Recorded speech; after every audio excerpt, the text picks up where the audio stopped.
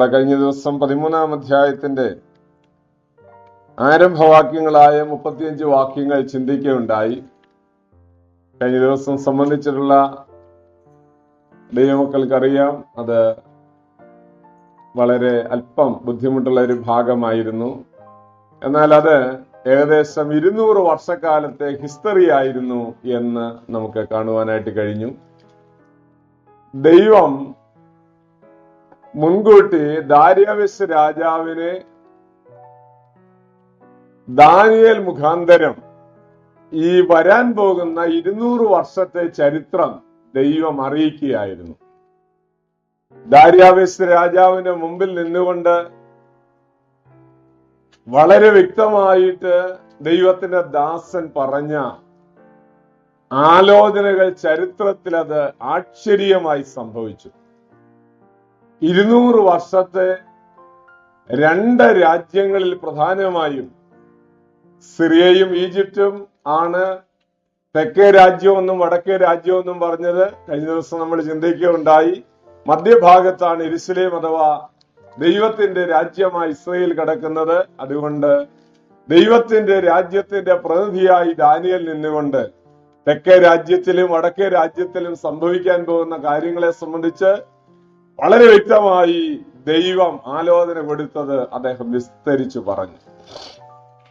നമ്മൾ സാധാരണ ആ ഭാഗം വായിക്കുമ്പോൾ ഈ ഭാഗങ്ങളൊന്നും ചരിത്രം അറിയുന്നില്ലെങ്കിൽ നമുക്ക് മനസ്സിലാകത്തില്ല.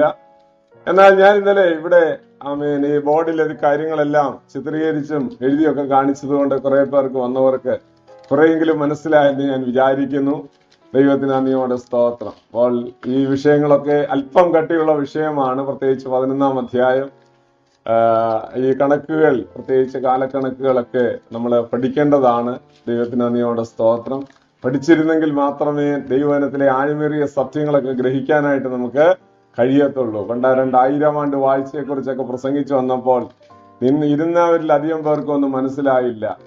ആമേൻ. അപ്പോൾ പ്രാർത്ഥിക്കാൻ പറഞ്ഞപ്പോൾ, കൺക്ലൂഷനിൽ പ്രാർത്ഥിക്കാനായിട്ട് പറഞ്ഞപ്പോൾ പറഞ്ഞു, കർത്താവേ, ഇവിടെ ഒത്തിരി കാലക്കണക്കുകളൊക്കെ പറഞ്ഞു, നിനക്കെങ്കിലും ഈ കാര്യങ്ങളൊക്കെ മനസ്സിലായെന്ന്.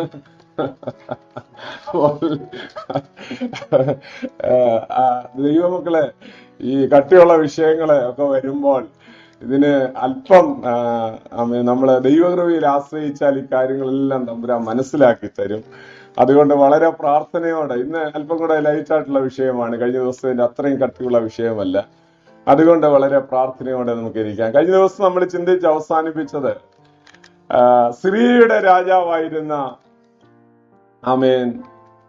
ആദ്യത്തെ രാജാവായിരുന്ന ഒരാളിനെ സംബന്ധിച്ച് നമ്മൾ ചിന്തിക്കുകയുണ്ടായി.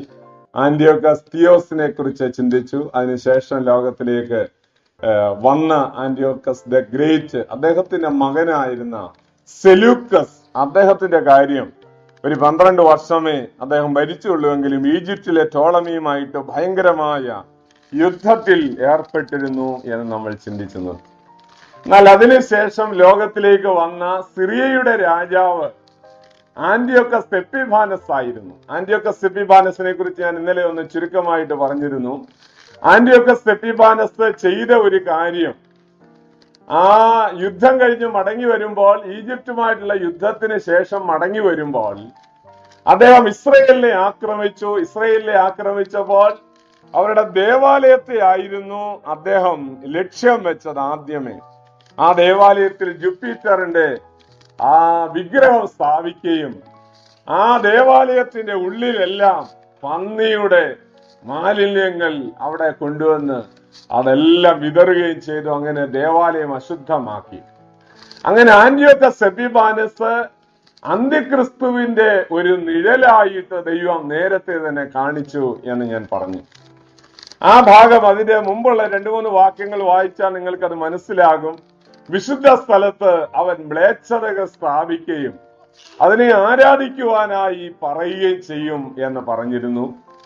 ദാനിയേലിൽ കൂടെ ദൈവം തന്നെ ആലോചന വളരെ വ്യക്തമായിട്ട് അന്ന് സംഭവിക്കുകയുണ്ടായി.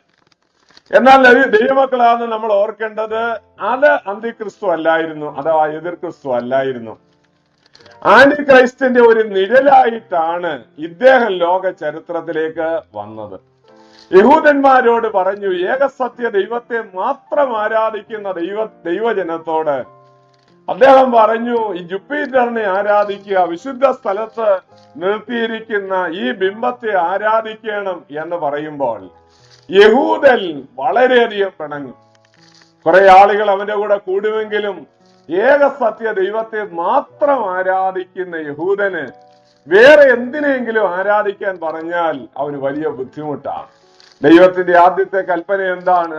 നിങ്ങൾ ആകാശത്തിലെങ്കിലും ഭൂമിയിലെങ്കിലും ഭൂമി കീഴെ സമുദ്രത്തിലുള്ള ഒന്നിന്റെയും പ്രതിമ ഉണ്ടാക്കരുതെന്നാണ് ദൈവത്തിന്റെ പ്രമാണം. ഇന്നും ആരെങ്കിലും അങ്ങനെ ഉണ്ടാക്കിയാൽ അത് ദൈവവചന പ്രകാരം ഏറ്റവും ദൈവത്തെ നിന്ദിക്കുന്ന ഒരു കാര്യമാണ്. ദൈവദൂഷണമായി ദൈവം അത് കരുതുന്നു.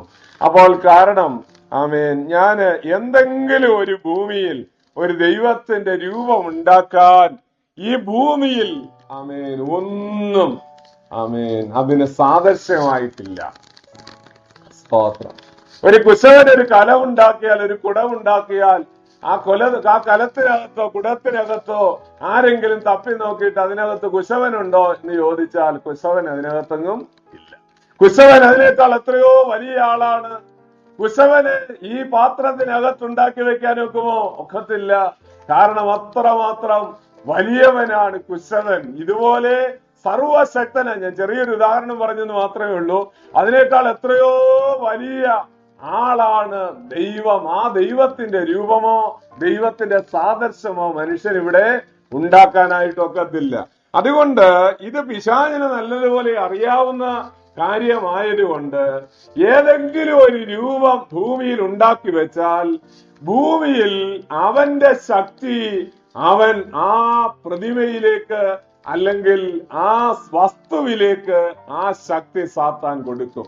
അതുകൊണ്ടാണ് പല വിഗ്രഹങ്ങൾക്കും ശക്തിയുള്ളത്. ദൈവമക്കൾ എല്ലായ്പ്പോഴും ഓർത്തുകൊള്ളണം, ഈ കോടിക്കണക്കിന് ആളുകൾ ആരാധിക്കുന്ന വിഗ്രഹങ്ങൾക്ക് ശക്തിയില്ലേ? ശക്തി ഇല്ലയോ എന്നല്ലേ ചോദിക്കുന്നത്? ശക്തിയുണ്ട്. എവിടുത്തെ ശക്തിയാണ്? ദൈവത്തിന്റെ ശക്തിയല്ല, പിന്നെയോ പിശാചിന്റെ ശക്തിയാണ് കൊടുക്കുന്നത്. ഇന്നും ലോകത്തിൽ അത് നടന്നുകൊണ്ടിരിക്കുമ്പോൾ അത് ചെറിയതോ വലിയതോ ആയിട്ടുള്ള എന്തെങ്കിലും കാര്യങ്ങൾ നമ്മൾ ഇമാജിൻ ചെയ്ത് അതിനെ വർഷിപ്പ് ചെയ്താൽ അതിന് ശക്തി കൂടിക്കൂടി വരും. അതുകൊണ്ടാണ് ഈ ആണ്ടുതോറും ഇതിനെയെല്ലാം ഇളക്കി ശക്തി പുതുക്കുന്നത്. അതിന് വേണ്ട ശക്തി കൂടുതൽ കിട്ടാൻ വേണ്ടിയാണ് അതിന്റെ നാമങ്ങൾ ജപിച്ച് ശക്തി കൂട്ടിക്കൊണ്ടിരിക്കുന്നത്. അതിനെ എത്രമാത്രം വർഷിപ്പ് ചെയ്യുന്നോ അതിനനുസരിച്ച് സാത്താൻ അതിന്റെ ശക്തി കൂട്ടിക്കൊണ്ടിരിക്കും. എന്തിനു വേണ്ടിയാണ്? ഇതാണ് ദൈവം എന്ന് അറിഞ്ഞ് അതിന്റെ പുറകെ ചെന്നുകൊണ്ടിരിക്കണം. ദൈവവചനം പറയുന്നു, ഹല്ലേലൂയ, ജീവനുള്ള ദൈവത്തെ അറിയാതെ വണ്ണം അവിശ്വാസികളുടെ കണ്ണ് ഈ ലോകത്തിന്റെ പ്രഭു കുരുടാക്കുകയാ. 2 കൊരിന്ത്യർ 4:4 നമ്മൾ അതാണ് വായിക്കുന്നത്. അപ്പോൾ ഇവിടെ ഈ എപ്പിഫാനസ് എന്ന് പറയുന്ന ആന്റിയോക്കസ് എപ്പിഫാനസ് എന്ന് പറയുന്ന സിറിയയുടെ രാജാവായിരുന്ന മനുഷ്യൻ, അദ്ദേഹം ആ രാജ്യത്തിൽ മടങ്ങിച്ചെല്ലുന്നതിന് മുൻപ് ഇസ്രയേലിനെ ആക്രമിച്ച് അവിടെ ആ കാര്യങ്ങളെല്ലാം ചെയ്യുകയാണ്. അപ്പോൾ അദ്ദേഹം ആന്റി ക്രൈസ്റ്റിന്റെ ഒരു നിഴലായിരുന്നു എന്ന് നമുക്ക് ചരിത്രം പഠിക്കുമ്പോൾ മനസ്സിലാക്കാൻ കഴിയും. ദൈവം ഇത് മുന്നമേ ഇത് അറിയിച്ചിരുന്നു. അതിനുശേഷമുള്ള വാക്യങ്ങളിലാണ് 35-ാം വാക്യം മുതൽ അവനെ കുറിച്ച് ചില കാര്യങ്ങൾ നമുക്ക് ഇനിയും പഠിക്കുവാനായിട്ട് കഴിയും. ദൈവത്തിന് നന്ദിയോടെ സ്തോത്രം. അപ്പോൾ ഇനിയും ആന്റിക്രിസ്തു ചെയ്ത ആ കാര്യം മാത്രമല്ല, ആന്റിയോക്കസ് എപ്പിഫാനസ് ചെയ്ത കാര്യം മാത്രമല്ല, അവിടെ അന്ന് വളരെയധികം, ഞാൻ കഴിഞ്ഞ ദിവസം പറഞ്ഞിരുന്നു, ഏകദേശം 80,000 യഹൂദന്മാരെയാണ് അവന് കൊന്നുകളഞ്ഞത്. 40,000 യഹൂദന്മാരെയോളം പിടിച്ച് പ്രിസനകത്ത് അല്ലെങ്കിൽ അവരെ തടവിലാക്കുവാനായിട്ടും ഇടയായി തീർന്നു. അങ്ങനെ യഹൂദന്മാരെ പലരെയും വിറ്റുകളഞ്ഞതായി, അടിമകളായി വിറ്റുകളഞ്ഞതായിട്ടും ചരിത്രം പറയുന്നു. ഇങ്ങനെ ഈ വിധത്തിലൊക്കെ ധാരാളം ഉപദ്രവങ്ങൾ യഹൂദന്മാരോട് ചെയ്തയാളായിരുന്നു ഈ ആന്റിയോക്കസ് എപ്പിഫാനസ്. എന്നാൽ അടുത്തതായിട്ട് നമ്മൾ ചിന്തിക്കുമ്പോൾ ഈ വിധത്തിലൊന്നും തീരുന്നില്ല യഹൂദന്റെ പീഡനം. അവന്റെ പീഡകൾ ഇനിയും തുടരും.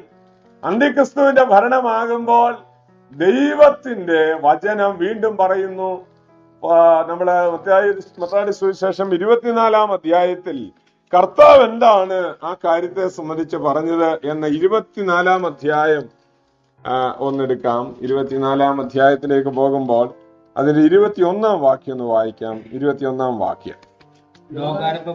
ലോകാരംഭം മുതൽ ഇന്ന് വരെയും സംഭവിച്ചിട്ടില്ലാത്തതും ഇനിമേൽ സംഭവിക്കാത്തതുമായ വലിയ കഷ്ടമൊന്നുണ്ടാകും. ദൈവത്തിന് നന്ദിയോടെ സ്തോത്രം. യഹൂദനോട് ദൈവം ജാതീയമായി ഇടപെടുന്ന കാലഘട്ടമായിരിക്കും. കഴിഞ്ഞ ദിവസങ്ങളിൽ ഞാൻ ഓർമ്മിപ്പിച്ചതുപോലെ 3.5 വർഷക്കാലത്തേക്ക് ആന്റി ക്രൈസ്റ്റിന്റെ ഭരണം ഇവിടെ നടക്കുമ്പോൾ യഹൂദൻ ഭൂമി ഉണ്ടായത് മുതൽ ഉണ്ടായിട്ടില്ലാത്ത വലിയ കഷ്ടതയിലാണ്.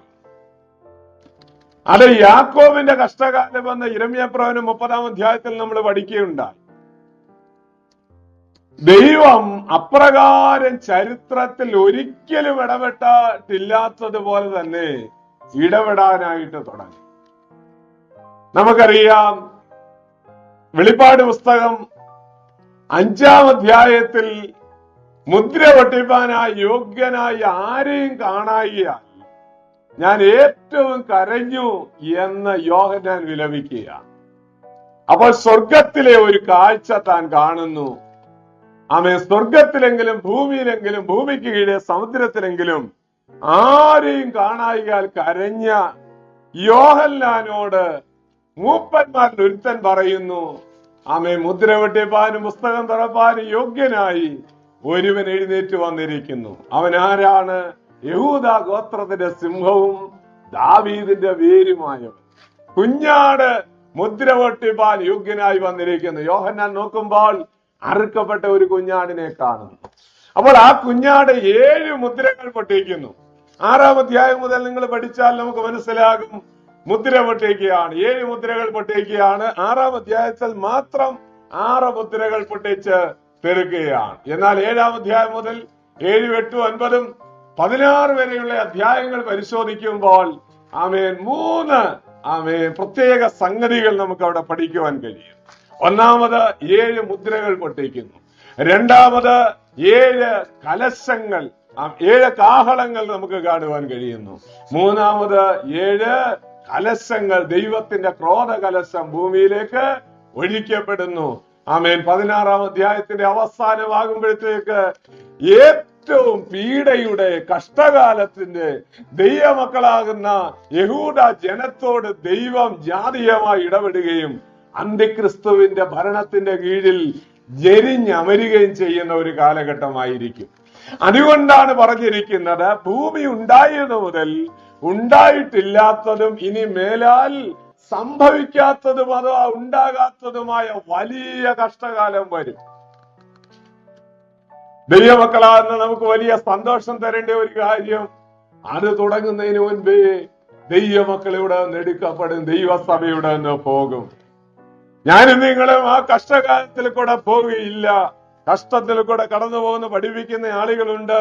എന്നാൽ ദൈവവചന പ്രകാരം പൊതുവായി നമുക്ക് വിശ്വസിക്കുവാനും അംഗീകരിക്കുവാനും കഴിയുന്ന കാര്യം, സഭ അവിടെ നിന്ന് അതിനു മുൻപേ തന്നെ എടുക്കപ്പെടും എന്നുള്ളതാണ്. കാരണം യോഹന്നാനെ 4-ാം അധ്യായത്തിൽ ദൈവം വിളിച്ച്, ഇതാ സ്വർഗം തുറന്നിരിക്കുന്നത്, സ്വർഗത്തിൽ ഒരു വാതിൽ തുറന്നിരിക്കുന്നതും ഇവിടെ കയറി വരിക എന്ന് പറയുന്ന ഒരു ശബ്ദം ഞാൻ കേട്ടു. വലിയ പുരുഷാരത്തിന്റെ ഘോഷം പോലെയുള്ള ശബ്ദം കേട്ടപ്പോൾ യോഹന്നാൻ, ആത്മവിവശതയിലായിരിക്കുന്ന യോഹന്നാനെ സ്വർഗത്തിലെ വാതിൽ തുറന്നിരിക്കുന്നതും അവിടേക്ക് എടുക്കുകയും ചെയ്യുകയാണ്. ഇനി സ്വർഗത്തിലെ കാഴ്ചയാണ് 5-ാം അധ്യായം മുതൽ നമ്മൾ കാണുന്നത്.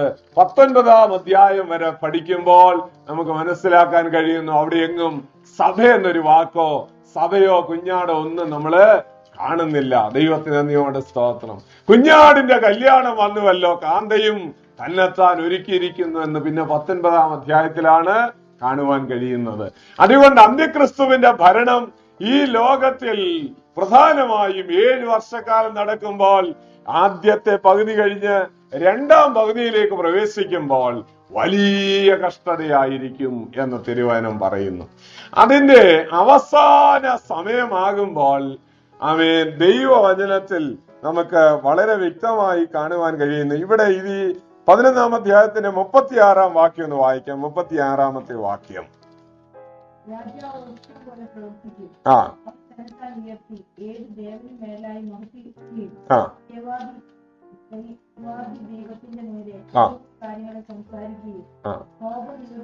അതിന്റെ 35-ന്റെ അവസാന ഭാഗം അന്ത്യകാലത്ത് എന്ത് വാക്ക് അവിടെ ഇല്ലേ? അന്ത്യകാലം വായിച്ചു. എന്നാൽ അന്ത്യകാലം വരെ ദൈവത്തിന് നന്ദിയോടെ സ്തോത്രം. Until the day of the end എന്ന് പറഞ്ഞിരിക്കുന്നു. Until the day of the end എന്ന് പറഞ്ഞാൽ അതിന്റെ അർത്ഥം ഈ 35-ാം വാക്യം മുതൽ ഈ എപ്പിഫാനസിന്റെ കാലത്ത് നടക്കുന്നതല്ല എന്നുള്ളത് ദൈവം പ്രത്യേകമായി നേരത്തെ അറിയിക്കാൻ വേണ്ടിയാണ് അന്ത്യകാലത്തെ കുറിച്ച് അവിടെ പറഞ്ഞിരിക്കുന്നത്. അന്ത്യകാലം എന്നാണ് തുടങ്ങിയതെന്ന് ഞാൻ ഇടയ്ക്ക് ഒരു ദിവസം പറഞ്ഞിരുന്നു. അന്ത്യകാലം തുടങ്ങിയത് യേശു ക്രിസ്തു ലോകത്തിൽ വന്നതോടുകൂടെ അന്ത്യകാലം തുടങ്ങിയിരിക്കുന്നു. Praise the Lord. അതിന്റെ വാക്യം എബ്രായലേഖനം 1:1 ദൈവം പണ്ട് ഭാഗമായിട്ടും വിവിധമായിട്ടും പ്രവാചകന്മാർ മുഖാന്തരം അരുളി ചെയ്തിട്ട് ഈ അന്ത്യകാലത്ത് പുത്രൻ മുഖാന്തരം വെളിപ്പെടുത്തി തന്നിരിക്കുന്നു. അപ്പോൾ അന്ത്യകാലത്തിന്റെ തുടക്കം യേശുക്രിസ്തു ലോകത്തിലേക്ക് വന്നതോടുകൂടെയാണ്. എന്നാൽ യേശുക്രിസ്തു ലോകത്തിൽ നിന്ന് പോയതിനു ശേഷം തന്റെ സഭയും എടുക്കപ്പെടുമ്പോൾ അന്ത്യകാലത്തിന്റെ അവസാനത്തോടടുക്കുകയാണ്. അത് ആന്റിക്രൈസ്റ്റിന്റെ കാലത്തായിരിക്കും അന്ത്യകാലത്തിന്റെ അവസാനം എന്ന് പറയുന്നത്. അപ്പോൾ ഇവിടെ നമ്മൾ 35-ാം വാക്യത്തിൽ നമ്മൾ വായിച്ചു അന്ത്യകാലത്ത് അഥവാ ആന്റിക്രൈസ്റ്റിന്റെ കാലത്ത് സംഭവിക്കാൻ പോകുന്ന കാര്യം അവിടെ പറഞ്ഞിരിക്കുന്നു. അപ്പോൾ നമുക്കറിയാം, ഞാൻ കഴിഞ്ഞ ദിവസങ്ങൾ പറഞ്ഞതുപോലെ ആന്റിയോക്കസ് എപ്പിഫാനസ് വളരെ ഒരു സ്വേച്ഛാധിപതിയായി ഭരണം നടത്തിയ മനുഷ്യനാണ്. ആരെയും ഭയപ്പെടാതെ ലോകം മുഴുവൻ കിടികിട വിറപ്പിച്ചുകൊണ്ട് ഭരിച്ചതായ ആന്റിയോക്കസ് എപ്പിഫാനസ് പ്രത്യേകിച്ച് യഹൂദന്മാരോട് വളരെ കാർക്കശ്യമായി പെരുമാറിയ മനുഷ്യനാണ്. ദൈവത്തിന് നന്ദിയോടെ സ്തോത്രം. അതുകൊണ്ടാണ് നാട്ടുകാരൊക്കെ ആളുകളൊക്കെ അദ്ദേഹത്തെ എപ്പിമാനസ് എന്ന് വിളിച്ചു എന്ന് ഞാൻ കഴിഞ്ഞ ദിവസം പറഞ്ഞു. എപ്പിഫാനസിന് പകരം എപ്പിമാനസ് എന്ന് വിളിച്ചു. എപ്പിമാനസ് എന്ന് പറഞ്ഞാൽ മാഡ് മാൻ എന്നാണ് അതിന്റെ മീനിങ്. അദ്ദേഹത്തെ ഭ്രാന്തനായ മനുഷ്യൻ എന്ന് വിളിക്കുവാൻ ചരിത്രകാരന്മാര് തന്നെ the wicked man of the history എന്നാണ് അദ്ദേഹത്തെ കുറിച്ച് ചരിത്രത്തിൽ നമുക്ക് പഠിക്കുവാനായിട്ട് കഴിയുന്നത്. അപ്പോൾ ആ വിധത്തിൽ ഉള്ള വളരെ ക്രൂവലായിട്ടുള്ള ഒരു മനുഷ്യനായിരുന്നു. എന്നാൽ ഇവിടെ നമ്മൾ 36-ാം വാക്യം വായിച്ചപ്പോൾ വായിച്ചു കേട്ടു. അവന് ഒന്ന് വായിച്ച 36-ാം വാക്യം. എന്നാൽ അന്ത്യകാലം വരെ അവരിൽ പരിശോധനയും ശുദ്ധീകരണവും നിർമ്മലീകരണവും സാധിക്കേണ്ടതിന് ബുദ്ധിമാന്മാരിൽ ചിലർ മതി. അവിടെ എന്തിനാണ് ഈ വിധത്തിൽ ഒരു ക്രൂവലായിട്ടുള്ള ഒരു ദൈവമില്ലാത്ത ഒരു ഭരണാധികാരിയെ ലോകത്തിലേക്ക് ദൈവം കൊണ്ടുവരുന്നത്? എന്തിനാണ് ആന്റി ക്രൈസ്റ്റിനെ ലോകത്തിലേക്ക് ദൈവം കൊണ്ടുവരുന്നത്? ആ വാക്യത്തിന്റെ അതിനകത്ത് അതിന്റെ ആൻസർ ഉണ്ട്. നിങ്ങൾ വായിച്ചപ്പോൾ ശ്രദ്ധിച്ചു കാണും. അവിടെ പറയുന്നു, അവരിൽ ശുദ്ധീകരണവും നിർമ്മലീകരണവും സാധിക്കണം. ആരിൽ സാധിക്കണം? യഹൂദന്മാരിൽ ദൈവത്തിനെ സാധിച്ചെടുക്കണം. അവരിൽ നിർമ്മലീകരണം നടക്കണം, അവരിൽ ശുദ്ധീകരണം നടക്കണം. അപ്പോൾ ദൈവമക്കളെ ചിന്തിച്ചു നോക്കുക. ലോകത്തിലേക്ക് തന്റെ പുത്രനാകുന്ന യേശുവിനെ ലോകത്തിലേക്ക് അയച്ചപ്പോൾ അവരുടെ ഇടയിലോട്ട് മാത്രമാണ് ദൈവം അയച്ചത്. അതുകൊണ്ടാണ് റോമാലേഖനം എഴുതുമ്പോൾ ദൈവദാസനായ പൗലോസ് പറയുന്നത്, അവരിൽ നിന്നല്ലോ നമ്മുടെ കർത്താവ് ഉദിച്ചിരിക്കുന്നത് അഥവാ ജനിച്ചിരിക്കുന്നത്. സ്തോത്രം. അവരിൽ നിന്നല്ലോ ദൈവപുത്രൻ ഉദിച്ചിരിക്കുന്നത്. അവരുടെ ഇടയിലോട്ട് വന്നപ്പോൾ യോഹന്നാൻ 1:11 അവിടെ പറയുന്നത്, അവൻ സ്വന്തത്തിലേക്ക് വന്നു, സ്വന്തമായവരോ അവനെ കൈക്കൊണ്ടില്ല. അപ്പോൾ ദൈവപുത്രനാകുന്ന യേശു ക്രിസ്തുവിനെ അവർ കൈക്കൊണ്ടില്ലെന്ന് മാത്രമല്ല, അവനിൽ വിശ്വസിച്ചില്ല, അവനെ തള്ളിക്കളഞ്ഞെന്ന് മാത്രമല്ല, പീലാത്തോസിന്റെ കൽത്തളത്തിൽ നിന്നുകൊണ്ട് അവര് വിളിച്ചു പറഞ്ഞു, അവന്റെ രക്തം ഞങ്ങളുടെ മേലും ഞങ്ങളുടെ സന്തതികളുടെ മേലും വരട്ടെ.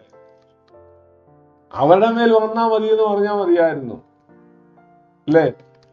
അവര് പറയുകയാണ് അവരുടെ സന്തതികളുടെ മേലും വരട്ടെ. ദൈവമക്കളെ, ചില കാര്യങ്ങളൊക്കെ പറയുമ്പോൾ ഓർത്തുകൊള്ളണം. ആമേൻ. ചിലരൊക്കെ ദേഷ്യപ്പെട്ടൊക്കെ വല്ലതൊക്കെ വിളിച്ചു പറയും. എന്നാൽ അതിന്റെയൊക്കെ ഭവിഷ്യത്ത് പിന്നീടാണ് അനുഭവിക്കേണ്ടതായിട്ട് വരുന്നത്. സ്തോത്രം. അപ്പോൾ അതുകൊണ്ട് അവര് ആമേൻ പറയുകയാണ്, ഞങ്ങളുടെ മേൽ വന്നോട്ട് എന്തോ വരാനാണെന്നൊക്കെയാണ് ചിന്തിച്ചത്. അവന്റെ രക്തം ഞങ്ങളുടെ മേലും ഞങ്ങളുടെ സന്തതികളുടെ മേലും വരട്ടെ. ഹല്ലേലൂയ. ദൈവം കാലാകാലങ്ങളിൽ എത്ര പ്രാവശ്യം ശിക്ഷിച്ചെന്നറിയാമോ? ഹല്ലേലൂയ. നിങ്ങൾക്ക് ഒരുപക്ഷെ ചരിത്രം ഓർമ്മയുണ്ടായിരിക്കും. ആമേൻ. തീത്തോസ് കൈസറുടെയൊക്കെ കാലഘട്ടമായപ്പോൾ യഹൂദനെ തമ്പുരാൻ എന്തുമാത്രം ശിക്ഷിച്ചു. ആമേൻ. റോമൻ സൈന്യം യെരൂശലേമിനെ വളഞ്ഞിരിക്കുന്നത് കാണുമ്പോൾ ആമേൻ, ഹല്ലേലൂയ, ആമേൻ, വായിക്കുന്നവൻ ചിന്തിച്ചു കൊള്ളട്ടെ എന്ന് കർത്താവ് പറഞ്ഞ കാര്യം കുറെയൊക്കെ അന്നത്തെ കാലത്ത് സംഭവിച്ചു. തീത്തോസ് കൈസർ എന്താ ചെയ്തതെന്ന് ഒരുപക്ഷെ ഓർമ്മയുണ്ടായിരിക്കും. ഗർഭിണികളും കുഞ്ഞുങ്ങളും ഉൾപ്പെടുന്ന ആളുകൾ ശലോമോന്റെ മണ്ഡപം എന്ന് പറയുന്ന ആ സ്ഥലത്തിനടുത്തുള്ള വലിയ ഹോളിനകത്ത് അവരെ കുത്തി നിറച്ചതിന് ശേഷം മുഴുവൻ താഴെ കിടക്കാൻ പറഞ്ഞു. എല്ലാവരും കിടന്നു കഴിയുമ്പോൾ കുതിര പട്ടാളത്തെയും അവരുടെ മുകളിൽ കൂടെ അങ്ങോട്ടും ഇങ്ങോട്ടും ഓടിച്ചു. ഹിറ്റ്ലർ എന്താണ് ലോകത്തിൽ ചെയ്തത് നിങ്ങൾക്ക് ഒരുപക്ഷെ ഓർമ്മയുണ്ടായിരിക്കും. ഗ്യാസ് ചേംബറിനകത്ത് 60 ലക്ഷം യഹൂദന്മാരെയാണ് ഹല്ലേലൂയ ഗ്യാസ് ചേംബറിനകത്ത് കയറ്റി അവരെ ആമേൻ ഉരുക്കി അവരുടെ ആമേൻ ഫാറ്റ് പുറത്തേക്ക് ഒഴുക്കി അത് യൂറോപ്യൻ കമ്പനികളിൽ സോപ്പായിട്ട് കച്ചവടം നടത്തി. അത്രമാത്രം ദൈവത്തിന്റെ ഹല്ലേലൂയ പുത്രനെ എതിർത്ത, പുത്രനെ തള്ളിക്കളഞ്ഞവരെ ശിക്ഷിച്ചു. അവരുടെ ആ ശിക്ഷയൊന്നും അതുകൊണ്ട് നിന്നില്ല. ഇനിയും വരാൻ പോകുന്നതേ ഉള്ളൂ. എപ്പിഫാനസിന്റെ കാലത്ത് സംഭവിച്ചതിനേക്കാൾ എത്രയോ മടങ്ങ് വലിയതായിട്ടാണ് ഹിറ്റ്ലറിന്റെ കാലത്ത് സംഭവിച്ചത്. ഇനി ഹിറ്റ്ലറിന്റെ കാലത്തേക്കാൾ ലോകത്തിന്റെ അറ്റം വരെ ഞാൻ നിങ്ങളെ ചിതറിച്ചു കളയുമെന്ന് ദൈവം പറഞ്ഞത് ആശ്ചര്യമായി ദൈവം ചെയ്തു. നമ്മുടെ കേരളത്തിൽ വരെ യഹൂദൻ അഭയാർത്ഥികളായി ഓടി വന്ന് താമസിക്കേണ്ടതായിട്ട് വന്നു. ഹല്ലേലൂയ. നിങ്ങൾ എന്റെ ചട്ടങ്ങളും വിധികളും പ്രമാണിക്കുന്നില്ലെങ്കിൽ ഞാൻ ആകാശത്തിന്റെ അറുതി വരെ നിങ്ങളെ ഓടിച്ചു കളയും, ചിതറിച്ചു കളയും എന്ന് പറഞ്ഞു. ആ ദൈവം തന്നെ വീണ്ടും ഒരു കാര്യത്തിന് വേണ്ടി ജാഗരിച്ചു കൊണ്ടിരിക്കുന്നു. തിരുവനം അനേക ഭാഗങ്ങൾ എസ്കൽ പഠനമൊക്കെ നമ്മൾ പഠിക്കുമ്പോൾ അവിടെ നമുക്ക് മനസ്സിലാക്കാൻ കഴിയുന്നു. ഹല്ലേലൂയ. ഞാൻ നിങ്ങളെ ചിതറിക്കാൻ ജാഗ്രഹിച്ചതുപോലെ ആമേൻ, ഞാൻ നിങ്ങളെ ചിതറിക്കാൻ ജാഗ്രഹിച്ചതുപോലെ ആമേൻ, ഞാൻ നിങ്ങളെ കൂട്ടി വരുത്താനും ജാഗരിക്കും. അരിപ്പ കൊണ്ട് അരിക്കുന്നത് പോലെ ഞാൻ നിങ്ങളെ ആമേൻ അരിച്ചെടുത്ത് യെരൂശലേമിൽ കൂട്ടും. ഒരു മണി പോലും താഴെ വീഴുകയുമില്ല എന്ന് ദൈവം പറഞ്ഞിരിക്കുന്നു. അപ്പോൾ ദൈവമക്കൾ ഓർക്കുക, ഹല്ലേലൂയ, തമ്പുരാൻ ഇവരെ ശിക്ഷയ്ക്ക് എന്തിനാ ഏൽപ്പിക്കുന്നത്? മശിഹായെ തള്ളിക്കളഞ്ഞതിന്റെ ശിക്ഷ ഇവർ അനുഭവിക്കണം. അവർ അനുഭവിക്കുമ്പോൾ തിരുവചനം പറയുന്നു, അന്നാളിൽ അവര് സക്കറിയ പ്രവചനം 13-ാം അധ്യായം എടുക്കാമോ? 13-ാം അധ്യായം അതിന്റെ 1-ാം വാക്യം. സ്തോത്രം. അന്നാളിൽ ദാവീദ് ഗൃഹത്തിനും യെരൂശലേം നിവാസികൾക്കും പാപത്തിന്റെയും മാലിന്യത്തിന്റെയും പരിഹാരത്തിനായി ഒരു ഉറവ തുറന്നിരിക്കും. ദൈവത്തിന് നന്ദിയോടെ സ്തോത്രം. ഹല്ലേലൂയ. അന്നാളിലാണ് അവര് തിരിച്ചറിയുന്നത്. ദാവീദ് ഗൃഹം എന്ന് പറഞ്ഞാൽ ആരാണ്? യഹൂദനാ. സ്തോത്രം. യെരൂശലേം ആരാണ്? യഹൂദനാ. അന്നാണ് അവര് തിരിച്ചറിയുന്നത്, ഈ ഉറവയിൽ വിശ്വസിച്ചാ മതി. ഹല്ലേലൂയ. ആമേൻ. പെട്ടെന്ന് പാപപരിഹാരം ഉണ്ടാകുമെന്നുള്ളത് വിശ്വസിക്കാൻ അവർക്ക് ഇന്ന് കഴിയുന്നില്ല. അന്ന് അവർ കുത്തിയവെങ്കിലേക്ക് നോക്കുവെന്ന്. ഹല്ലേലൂയ. നിങ്ങൾ ഒരുപക്ഷെ ഈ ഹെർക്കുലീസിന്റെ ചരിത്രം വായിച്ചിട്ടുണ്ടായിരിക്കും, പഠിച്ചിട്ടുണ്ടായിരിക്കും. ഹല്ലേലൂയ. പുരാതന കാലത്ത് ഗ്രീക്കിൽ ഇങ്ങനെ ഒരു ഈ മാരത്തോൺ റേസ് ഉണ്ടാകുവാനായിട്ടുള്ള കാരണം എന്താണെന്ന് ഒരുപക്ഷെ അതിന്റെ തുടക്കം നിങ്ങൾ ചിന്തിച്ചിട്ടുണ്ടായിരിക്കും. ഹെർക്കുലീസ് എന്ന് പറയുന്ന മനുഷ്യന് വളരെ സാഹസികതയൊക്കെ ചെയ്യുന്ന മനുഷ്യനായിരുന്നു. രാജാവ് ഇത് അറിഞ്ഞപ്പോൾ അദ്ദേഹത്തെ വിളിച്ചു വരുത്തി. എല്ലാ സാഹസികതയും താൻ ചെയ്യുമല്ലോ, എന്നാൽ താന് വളരെ വർഷങ്ങളായിട്ട് വൃത്തിയാക്കാത്ത ഒരു കുതിരലായം ഉണ്ടായിരുന്നു. അദ്ദേഹത്തിന് ചില മിനിറ്റുകൾ കൊടുത്തിട്ട് പറഞ്ഞു, ഇത് പെട്ടെന്ന് നീ ഇത് വൃത്തിയാക്കണമെന്ന് പറഞ്ഞു. അദ്ദേഹം ആകപ്പാടെ വിഷമിച്ചു. അദ്ദേഹം ആ കൊട്ടാരത്തിന്റെ സൈഡിൽ കൂടെ ആ കുതിരലായത്തിന്റെ അരികിലേക്ക് ചെന്നു. അദ്ദേഹം അവിടെ എല്ലാം പരിശോധിച്ചു. നോക്കിയപ്പോൾ അദ്ദേഹത്തിന് പെട്ടെന്ന് ഒരു ബുദ്ധി വന്നു. അതിന്റെ മുകൾ ഭാഗത്തൂടെ ഒരു മനോഹരമായ ഒരു തോട്, സൂയസ് കനാലിന്റെ ഒരു തോട് ഇങ്ങനെ ഒഴുകുന്നുണ്ടായിരുന്നു. അപ്പോൾ ആ തോട് അദ്ദേഹം ശ്രദ്ധിച്ചു. വളരെ വേഗത്തിൽ ചില ആളുകളെ എല്ലാം തനിക്ക് വേണമെന്ന് പറഞ്ഞു. തന്റെ ഫണ്ട് പെട്ടെന്ന് അദ്ദേഹം അവിടോട്ട് കയറി. ഹല്ലേലൂയ. കുതിരലായം വർഷങ്ങളായിട്ട് വൃത്തിയാകാതെ കിടക്കുന്ന കുതിരലായത്തിന്റെ അഭിമുഖമായി ഒരു കൈത്തോട് വെട്ടി അങ്ങോട്ട് വെച്ചു കൊടുത്തു. വളരെ പാഞ്ഞൊഴുകി വന്ന വെള്ളം നിമിഷങ്ങൾക്കുള്ളിൽ കുതിരലായം വൃത്തിയാക്കി. സ്തോത്രം, സ്തോത്രം. ഇതുപോലെ വർഷങ്ങളായി അടിഞ്ഞുകൂടിയിരിക്കുന്ന പാപത്തിന്റെ സകല മാലിന്യങ്ങളും കാൽവറിയിൽ നിന്ന് അവന്റെ ചങ്കിൽ നിന്ന് ഒഴുകി ആ റോമൻ പടയാളി കൊത്തിത്തുളച്ച പടകിൽ റോമൻ പടയാളി കുത്തിത്തുളച്ച നെഞ്ചിൽ നിന്ന് തന്റെ കയ്യിൽ കൂടെ ആ കുത്തുന്ന പടയാളിയുടെ അരികിലേക്ക് ഒഴുകി വരുന്ന യേശു ക്രിസ്തുവിന്റെ രക്തം സകല മാലിന്യങ്ങളെയും കഴുകുന്നതാണ്. അത് ദാവീദ് ഗ്രഹത്തിന്റെ മാലിന്യങ്ങൾ കഴുകുന്നതാണ്. അത് ഇസ്രായേലിന്റെ മാലിന്യങ്ങൾ കഴുകുന്നതാണ്. അത് യെരൂശലേമിന്റെ പാപ പരിഹാരം നടത്തുന്നതാണ്. ഇന്ന് പകൽക്കാലം അതുകൊണ്ട് ദൈവമക്കളും അതിലങ്ങ് വിശ്വസിച്ചാൽ മതി. സെക്കൻഡുകൾക്കുള്ളിൽ, വർഷങ്ങൾ നീ മല കയറ്റിയാൽ കിട്ടാത്ത പാപമോചനത്തിന്റെ അനുഭവം ഉള്ളിൽ ലഭിക്കാൻ ഇടയായി തീരും. ക്ഷണത്തിലല്ലോ കാര്യം നടക്കുന്നത്. അപ്പോൾ എന്തിനാണ് ദൈവം ഇത് അനുവദിക്കുന്നത്? ആന്റി ക്രൈസ്റ്റ് ലോകത്തിലേക്ക് വരാൻ ദൈവം അനുവദിക്കുന്നതിന്റെ കാരണം അവരിൽ നിർമ്മലീകരണം നടക്കണം, അവരിൽ ശുദ്ധീകരണം നടക്കണം. തന്റെ ജനമായ ഇസ്രായേൽ തന്റെ പുത്രനായ യേശുക്രിസ്തുവിൽ വിശ്വസിച്ച് നിത്യരക്ഷ അനുഭവമാക്കണം. അവിടെ തന്നെ നമ്മൾ താഴോട്ട് വായിക്കുമ്പോൾ അവിടെ കാണുന്നു, അന്തിക്രിസ്തുവിന് മുട്ടുമടക്കുന്ന ധാരാളം യഹൂദന്മാർ അന്നും കാണും. 144,000 ആളുകൾ യഹൂദന്മാർ അന്ന് മാത്രം, അവര് മാത്രം രക്തസാക്ഷികളായിട്ട് മാറും. അവർ തലഛേദിക്കപ്പെടും. 6-ാം അധ്യായം, വെളിപ്പാട് പുസ്തകം 6-ാം അധ്യായത്തിൽ നമ്മൾ വായിക്കുന്നുണ്ട്. ഹല്ലേലൂയ. അതിന്റെ 8-ാം വാക്യത്തിലാണെന്ന് തോന്നുന്നു. ആമേൻ. യേശുക്രിസ്തുവിന്റെ വചന നിമിത്തം, അവരുടെ സാക്ഷ്യ നിമിത്തം തലഛേദിക്കപ്പെട്ടവരുടെ ആത്മാക്കളെ യാഗപീഠത്തിന്റെ കീഴിൽ കാണുന്നു.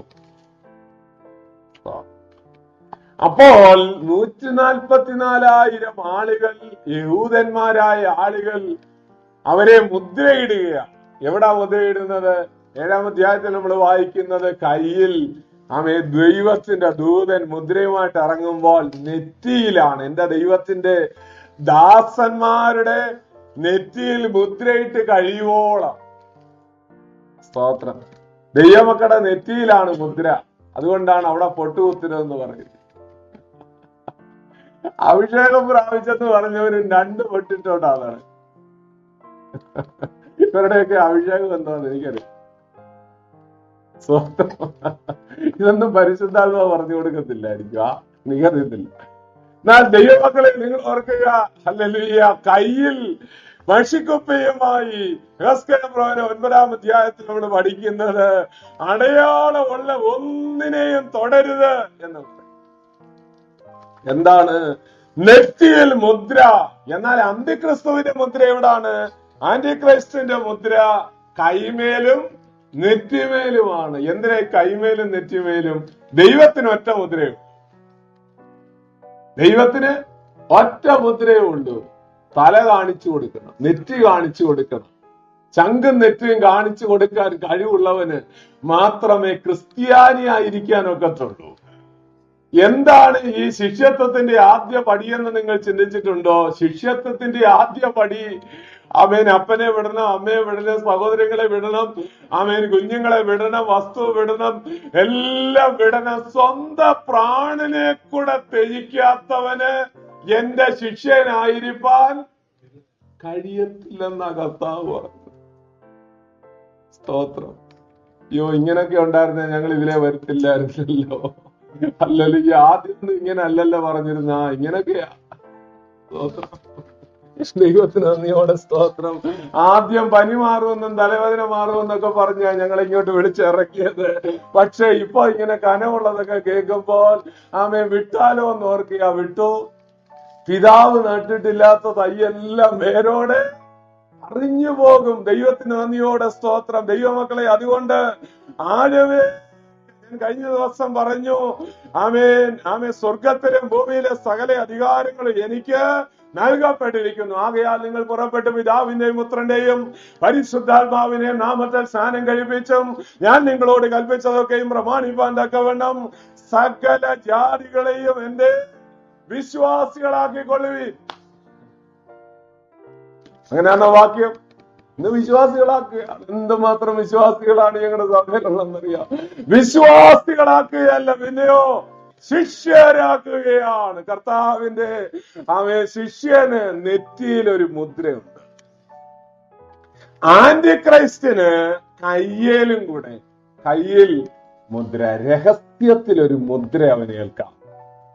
അവന് ചൂസ് ചെയ്യാം, ആ ആളിന് ചൂസ് ചെയ്യാം, നെറ്റിയിലോ കൈമേലോ എന്നാണ് അവിടെ പറഞ്ഞിരിക്കുന്നത്. ദൈവത്തിന്റെ മുദ്ര ഒരിടത്ത് മാത്രമേ. അപ്പോൾ ഇതുപോലെ ഹല്ലേലൂയ, ദൈവമക്കളാണ് നമ്മൾ ഓർത്തുകൊള്ളണം. എവിടെ വെച്ച് നമ്മളെ ആര് ചോദ്യം ചെയ്താലും കർത്താവിന്റെ പക്ഷത്താണെന്ന് പറയാൻ ധൈര്യമില്ലെങ്കിൽ നമ്മൾ പിന്നെ ക്രിസ്ത്യാനിയാണെന്ന് പറയുന്നതിൽ എന്താ അർത്ഥം? സ്തോത്രം. ആന്റിക്രൈസ്റ്റിന്റെ കാലത്ത് ഹല്ലേലൂയ വലിയ പീഡ വരുമ്പോൾ അങ്ങനെ മുദ്രയുമായി നടക്കുന്ന ആളുകൾ, ഹല്ലേലൂയ 144,000 ആളുകൾ അവൾ രഹസ്യമായും പരസ്യമായും യേശുവിനെ പ്രസംഗിക്കാൻ തുടങ്ങും, വചനം പറയാൻ തുടങ്ങും, ലോകത്തിന്റെ വിവിധ സ്ഥലങ്ങളിലേക്ക് പോകും. അവരെ എല്ലാവരെയും ആമേൻ ആന്റിക്രൈസ്റ്റ് കൊന്നുകളയും. ദൈവത്തിന് നന്ദിയോടെ സ്തോത്രം. അപ്പോൾ ഇവരിൽ ആമേൻ ഒരു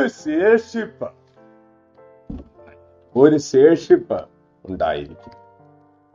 നമ്മള് വെളിപ്പാട് പുസ്തകം 12-ാം അധ്യായത്തിൽ സൂര്യനെ അണിഞ്ഞ ഒരു സ്ത്രീയെ കുറിച്ച് അവിടെ പ്രതിപാദിക്കുന്നുണ്ട്. ആമേൻ. അവിടെ അതിന്റെ 12-ാം അധ്യായത്തിന്റെ 13-ാം വാക്യമാണെന്ന് നോക്കിയേ. അവിടെ ഒരു വാക്യമുണ്ട്. ആമേൻ. 12 വെളിപ്പാട് പുസ്തകം 12-13. ആൺകുട്ടിയെ പ്രസവിച്ച സ്ത്രീയെ ഉപദ്രവിച്ചു തുടങ്ങി. സൂര്യനെ അണിഞ്ഞ സ്ത്രീ എന്ന് പറയുന്നത് ആരാണ്? സ്തോത്രം. യേശുവിന്റെ അമ്മ മറിയയും യേശുവാന്നൊക്കെ പഠിപ്പിക്കുന്ന ആളുകളുണ്ട്. അതൊക്കെ ദൈവവചനം അറിയാൻ വയ്യാത്തവർ അങ്ങനെയൊക്കെ പറയുന്നതാണ്. സ്തോത്രം. സൂര്യനെ അണിഞ്ഞ സ്ത്രീ എന്ന് പറഞ്ഞാൽ ഹല്ലേലൂയ, നമ്മൾ ആ യാക്കോബിന്റെ മകനായ ജോസഫിന്റെ സ്വപ്നത്തിൽ അവൻ കണ്ടു. ഹല്ലേലൂയ, യാക്കോബ് സൂര്യനാണെന്നും അമ്മ ചന്ദ്രനാണെന്നും നക്ഷത്രങ്ങളാണ് ബാക്കിയുള്ള മക്കളെല്ലാം എന്ന് പറഞ്ഞു. അതുകൊണ്ട് ദൈവവചനത്തിൽ ഒരു വാക്യത്തിന് വേറൊരു വാക്യം ഇണയായിട്ട് കാണും. അതുകൊണ്ടാണ് യെശയ്യാപ്രവചനം 34-ാം അധ്യായത്തിൽ നമ്മൾ വായിക്കുന്നത്, ആമേൻ, യഹോവയുടെ പുസ്തകത്തിൽ അന്വേഷിച്ച് വായിച്ചു നോക്കുവിൻ, അവയിലൊന്നിനും ഇണയില്ലാതിരിക്കുകയില്ല. യഹോവയുടെ വായല്ലോ കൂട്ടി വരുത്തിയത്, ആമേൻ, കൽപ്പിച്ചത്, അവന്റെ ആത്മാവ് അത്രേ അതിന് കൂട്ടി വരുത്തിയത്. അപ്പോൾ അങ്ങനെ പറയുമ്പോൾ അതിന്റെ അർത്ഥം ഹല്ലേലൂയ, സൂര്യനെ അണിഞ്ഞ സ്ത്രീ എന്ന് പറഞ്ഞാൽ യഹൂദ ആമേൻ രാഷ്ട്രത്തെ ആണ് കാണുന്നത്. ദൈവത്തിന് നന്ദിയോടെ സ്തോത്രം. താഴോട്ട് വായിക്കുമ്പോൾ ഹല്ലേലൂയ, അവൾ ആമേൻ ആ സ്ത്രീയെ പ്രസവിക്കുന്ന പൈതൽ ആരാണ്? ഈ പീഡന കാലത്ത് ഒരു റെമനൻസ് അഥവാ ഒരു ശേഷിപ്പ് 144,000 ആളുകൾ ആന്റി ക്രൈസ്റ്റിന്റെ മുദ്ര ഏൽക്കാതെ ദൈവത്തിന് മുദ്രയുമായി നിൽക്കുന്ന 144,000 ആളുകളെയാണ് ആൺകുട്ടിയായിട്ട് അവിടെ പറഞ്ഞിരിക്കുന്നത്. യഹൂദ രാഷ്ട്രത്തെ അഥവാ യഹൂദനെയാണ് സ്ത്രീയായിട്ട് പറഞ്ഞിരിക്കുന്നത്. സർപ്പം, സ്തോത്രം, സാത്താൻ. അതുപോലെ തന്നെ ഹല്ലേലൂയ, അവിടെ 7-ാം വാക്യം ഒന്ന് വായിച്ച. 7-ാം വാക്യം, പഴയ പാമ്പ്. പിന്നെ സ്വർഗത്തിലൊരു യുദ്ധമുണ്ടായി. മിഖായേലും അവന്റെ ദൂതന്മാരും മഹാസർപ്പത്തോട് പടവെട്ടി. തന്റെ ദൂതന്മാരുമായി മഹാസർപ്പവും പടവെട്ടി ജയിച്ചില്ല താൻ. സ്വർഗത്തിൽ അവരുടെ സ്ഥലം പിന്നെ കണ്ടതുമില്ല. ഭൂതലത്തെ മുഴുവൻ തെറ്റിച്ചു കളയുന്ന പിശാച്, സാത്താൻ, മഹാസർപ്പം, പഴയ പാമ്പ്, ഈ 4 പേര് ഒന്നിച്ച് അവിടെ പറഞ്ഞിരിക്കുക. അവനെ തള്ളിക്കളയുന്ന കാര്യം. ഹല്ലേലൂയ. അപ്പോൾ ഇവിടെ ശ്രദ്ധിച്ച്, ഹല്ലേലൂയ, ഈ വിധത്തിൽ അവിടെ വായിക്കുന്നത് ഈ സർപ്പം വായിൽ നിന്ന് വെള്ളം പുറപ്പെടുവിച്ച് ഈ സ്ത്രീയെ ഉപദ്രവിക്കാനായി ശ്രമിക്കുക. എന്താ പറഞ്ഞതിന്റെ താല്പര്യം? ആന്റി ക്രൈസ്റ്റിനെ സിംബോളിക്കായിട്ട് ദൈവം അവിടെ കാണിച്ചിരിക്കുക. പാമ്പായിട്ട് ആന്റി ക്രൈസ്റ്റ് യഹൂദ രാഷ്ട്രത്തെ അഥവാ യഹൂദനെ ഏറ്റവും അധികം ഉപദ്രവിക്കുമ്പോൾ ഭൂമി വായ് വിളർന്ന് ആ വെള്ളമെല്ലാം വലിച്ചു കുടിക്കുമ്പോൾ ആമേൻ, സ്ത്രീ മരുഭൂമിയിലേക്ക് ഓടിപ്പോയെന്നാണ് നമ്മൾ അവിടെ വായിക്കുന്നത്. അവൾക്ക് പോകാൻ ദൈവം ഒരുക്കിയ ഒരു സ്ഥലമുണ്ടെന്നാണ് അവിടെ പറഞ്ഞിരിക്കുന്നത്. അപ്പോൾ അന്തിക്രിസ്തുവിന്റെ ഭരണകാലത്ത് ഈ വിധത്തിൽ വലിയ പീഡ യഹൂദന് നേരെ അടിച്ചു വിട്ടുകൊണ്ടിരിക്കുമ്പോൾ അവന് പാർക്കാനായിട്ട് ദൈവം ഒരു സ്ഥലം ഒരുക്കിയിട്ടുണ്ട് ഓടിപ്പോകുന്ന ആളുകൾ. അതേതായിരിക്കും? തിരുവചനത്തിൽ വളരെ വ്യക്തമായി നമുക്കത് പഠിക്കാൻ കഴിയുന്നു. ഞാൻ എന്റെ വാക്യം പുറകെ പറയാം, നിങ്ങൾ മനസ്സിലാക്കാൻ വേണ്ടി. ഹല്ലേലൂയ. ഈ നിങ്ങൾ ശ്രദ്ധിക്കുക, ഈ മിഡിൽ ഈസ്റ്റിൽ യോർദാന് ദൈവം എന്തുകൊണ്ടാണ് ഇത്രയും വലിയ സ്തോത്ര സാമ്പത്തിക ശേഷിയൊന്നും ഇല്ലാതെ അവിടെ നിർത്തിയിരിക്കുന്നതെന്നറിയാം. കുറെ പാറക്കൂറ്റങ്ങളും ഗുഹകളും മാത്രമായിട്ടുള്ള ഒരു പാലസ്തീൻ, യെരുശലേമിന്റെ ചുറ്റുമുള്ള ഒരു സ്ഥലമാണ്, തൊട്ടടുത്ത് കിടക്കുന്ന ഒരു സ്ഥലമാണ് യോർദാൻ. അവിടെ പെട്ര എന്ന് പറയുന്ന ധാരാളം സ്ഥലങ്ങൾ, ഗുഹകളുള്ള ഒരു സ്ഥലമുണ്ട്. തമ്പുരാന്റെ കാര്യപരിപാടിയിൽ ആമേൻ ദൈവജനം ഓടിപ്പോകുമ്പോൾ അവർ അവിടേക്കാണ് വെളിപ്പാട് പുസ്തകം 6-ാം അധ്യായം പഠിക്കുമ്പോൾ അവിടെ വായിക്കുന്നു, മലകളെ ഞങ്ങളെ മൂടുവീൻ എന്ന് പറഞ്ഞ് അവര് മലകളിലും ഗുഹകളിലും ഓടിപ്പോകും. സ്തോത്രം. ദ്വീപുകളൊക്കെ സ്വസ്ഥാനത്ത് നിന്ന് ഓടിപ്പോകുന്ന കാലം. ആമേൻ. ആ ഭൂകമ്പത്തിന്റെ ആരംഭ കാലഘട്ടം, മുദ്ര പൊട്ടിച്ച് 5-ാം മുദ്രയാകുമ്പോഴത്തേക്ക് ആദ്യം വെള്ളക്കുതിര വന്നു, പിന്നെ ചുമന്ന കുതിര വരുന്നു, പിന്നെ കറുത്ത കുതിരയും മഞ്ഞക്കുതിരയും പ്രത്യക്ഷമാകുന്നു. ഈ 4 കുതിരകൾ വരുന്നത് ദൈവത്തിന്റെ ന്യായവിധിയാണ്. അവൻ 4 മുദ്രകൾ പൊട്ടിച്ചു കഴിയുമ്പോൾ 5-ാം മുദ്ര പൊട്ടിക്കുമ്പോൾ വലിയ ഭൂകമ്പവും ഇടിമുഴക്കവും കൽമഴയും, ആകാശം പുസ്തകച്ചുരുൾ ചുരുട്ടും പോലെ ദൈവം ചുരുട്ടി മാറ്റുന്ന കാലഘട്ടം, ഉൽക്കകൾ വന്ന് ഭൂമിയിൽ പതിക്കുന്ന കാലഘട്ടം. അത്ര മാത്രം ഭീകരാന്തരീക്ഷമായിരിക്കുമ്പോൾ ഹല്ലേലൂയ, ഈ സാത്താന്യ ശക്തിയിൽ ആന്റി ക്രൈസ്റ്റും വളരെയധികം ഉപദ്രവങ്ങൾ ദൈവജനത്തെ ഉപദ്രവിക്കും. അപ്പോൾ നമ്മള് ഇതിൽ നിന്ന് ഓർക്കേണ്ട ഒരു പ്രധാനപ്പെട്ട വിഷയം, തമ്പുരാൻ ഇതെല്ലാം ഇന്ന് അഡ്വാൻസ് ആയിട്ട് പറഞ്ഞിരിക്കുകയാണ്, ഇതെല്ലാം സംഭവിക്കും എന്നുള്ള കാര്യം.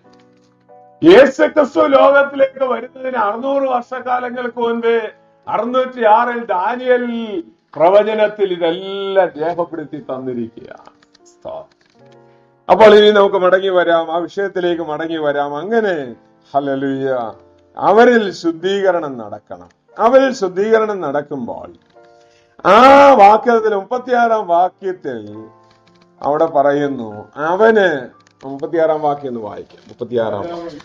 പ്രവർത്തിക്കും. ആ അവൻ തന്നെത്താൻ ഉയർത്തി ഏത് ദേവനും മേലായി നിർത്തിയിരിക്കുകയും ആ ദൈവത്തിന്റെ നേരെ അപൂർവ കാര്യങ്ങളെ സംസാരിക്കുകയും ആ കോപം നിർത്തിയാവോളം അവൻ അത് സാധിക്കുകയും ചെയ്യും. ദൈവത്തിന് സ്തോത്രം. 38 വാക്യം.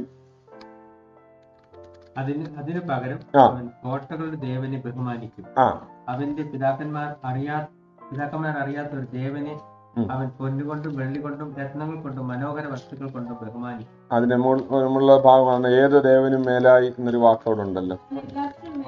എല്ലാറ്റിനും മേലായി തന്നെത്താൻ മഹത്വീകരിക്കുകയും തന്റെ പിതാക്കന്മാരുടെ ദേവന്മാരെയും സ്ത്രീകളുടെ ഇഷ്ടദേവനെയും യാതൊരു ദേവനെയും കൂട്ടാക്കുകയില്ല. ദൈവത്തിന് നന്ദിയോടെ സ്തോത്രം. ഹല്ലേലൂയ.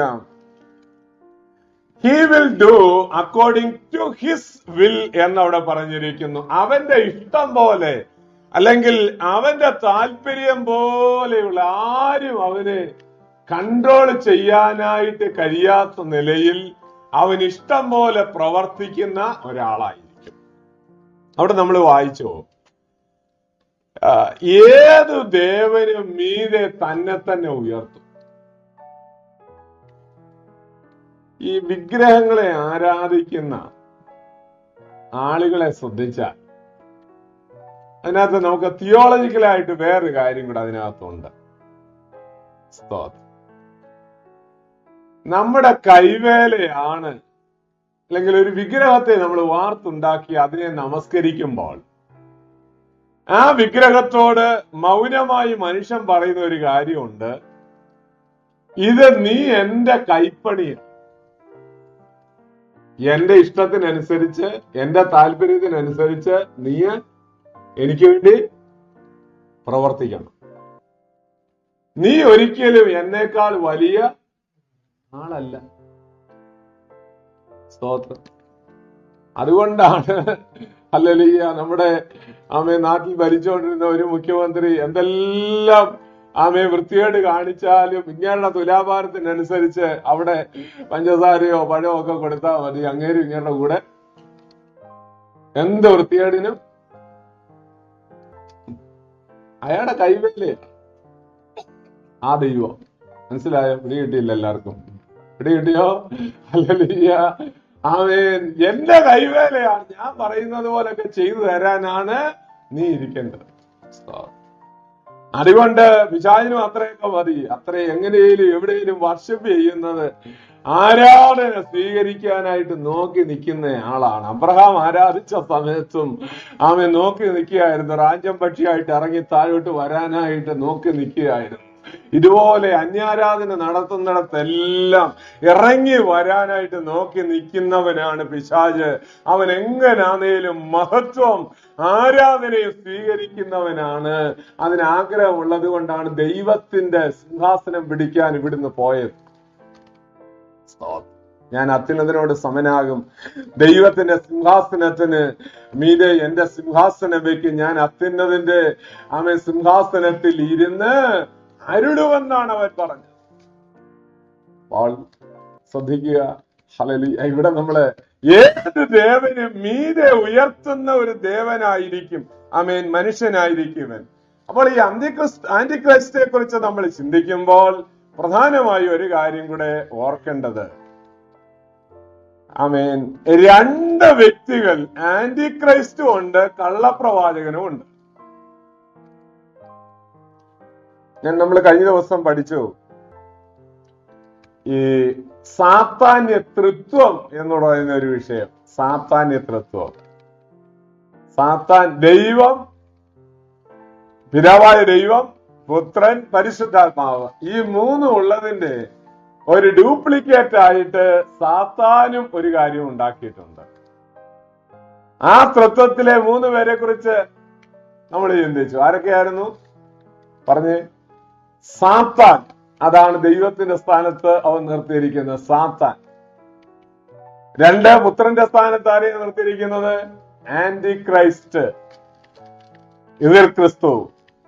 3, പരിശുദ്ധാത്മാവിന്റെ സ്ഥാനത്ത് കള്ളപ്രവാചകനെ നിർത്തിയിരിക്കുക. അപ്പോൾ നമ്മള് വെളിപ്പാട് പുസ്തകം അവസാനിക്കുമ്പോൾ 2 കാര്യങ്ങൾ 17, 18 അധ്യായങ്ങളിൽ നമ്മൾ കാണുന്നുണ്ട്.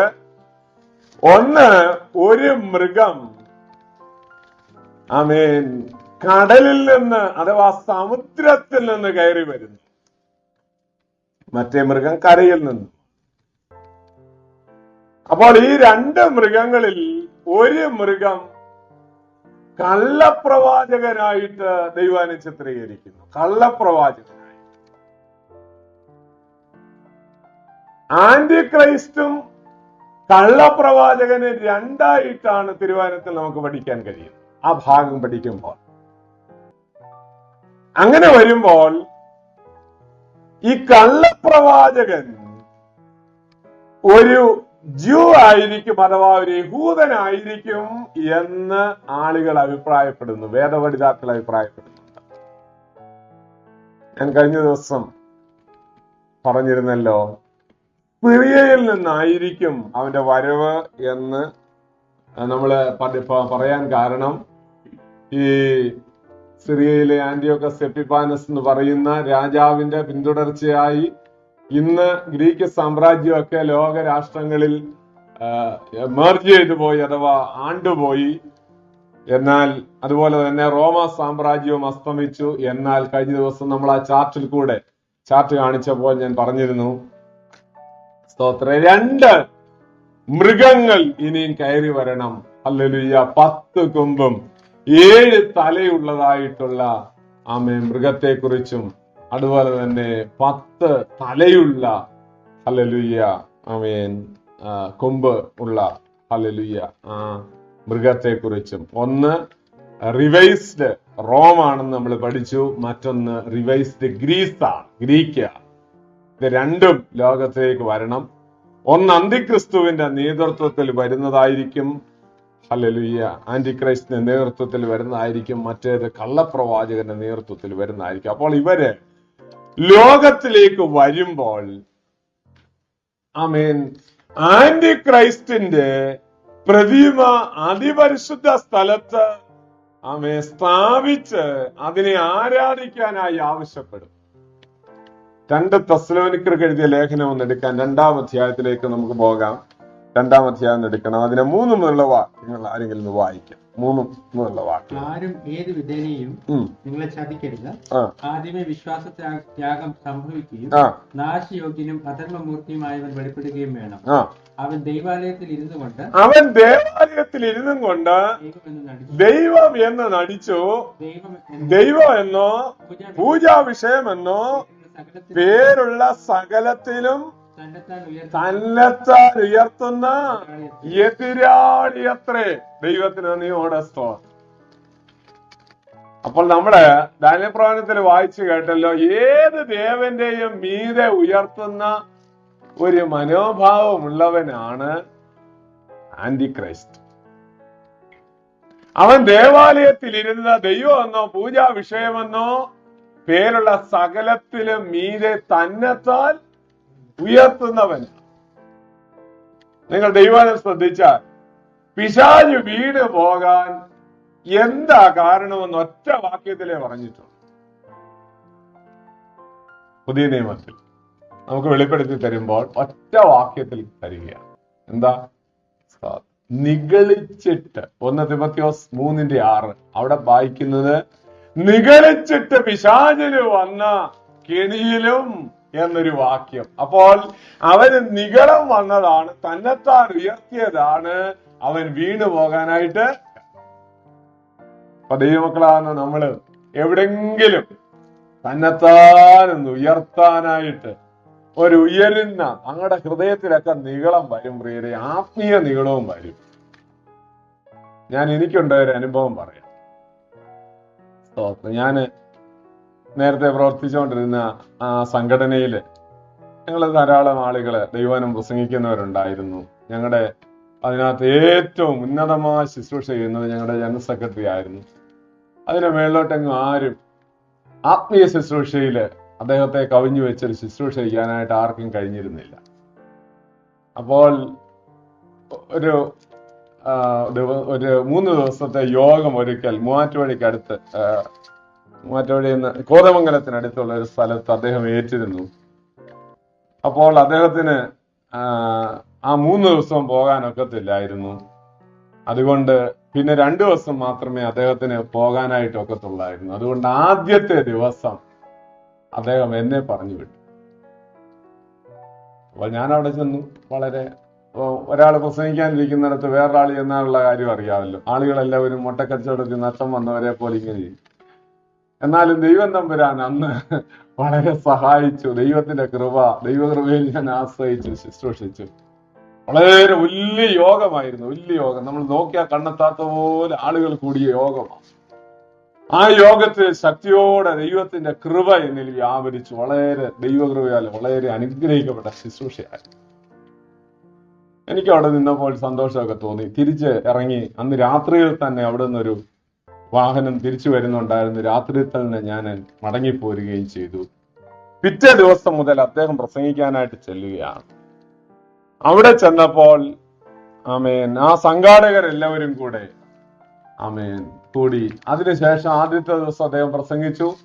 അവസാനത്തെ ദിവസം പ്രസംഗിക്കുന്നതിന് മുമ്പേ ആമേൻ ആരാണ്ട് ഒരാൾ ചെന്നിട്ട്, അതിന് സംഘാടകരിൽ ഒരാളാണ് ചെന്നിട്ട് പറഞ്ഞു, ആമേൻ ആ ദൈവദാസനോട് പറഞ്ഞു, എന്തായിരുന്നാലും ഗുരുവിനേക്കാൾ ശിഷ്യനാണ് ശോഭിച്ചത്. ഹല്ലേലൂയ. പ്രസംഗിക്കുന്നതിന് മുമ്പാണ് കേട്ടോ. അദ്ദേഹം ഒരു വിശുദ്ധനായ ഉന്നതനായ ദൈവദാസനായതുകൊണ്ട് അതിൽ സന്തോഷിച്ചു. തിരികെ വന്ന് എന്നെ കെട്ടിപ്പിടിച്ച് കരഞ്ഞു ആ ദൈവദാസൻ. പിന്നെ ദൈവം നിന്നെ ഉപയോഗിച്ചല്ലോ. അപ്പോൾ ഞങ്ങളുടെ ഏറ്റവും ചുവപ്പ് ആളിനേക്കാൾ നല്ലതായിട്ട് ശുശ്രൂഷിച്ചു എന്ന് കേട്ടപ്പോൾ പിശാച് എന്നോട് പറഞ്ഞു, നീനും കൊച്ചാളും.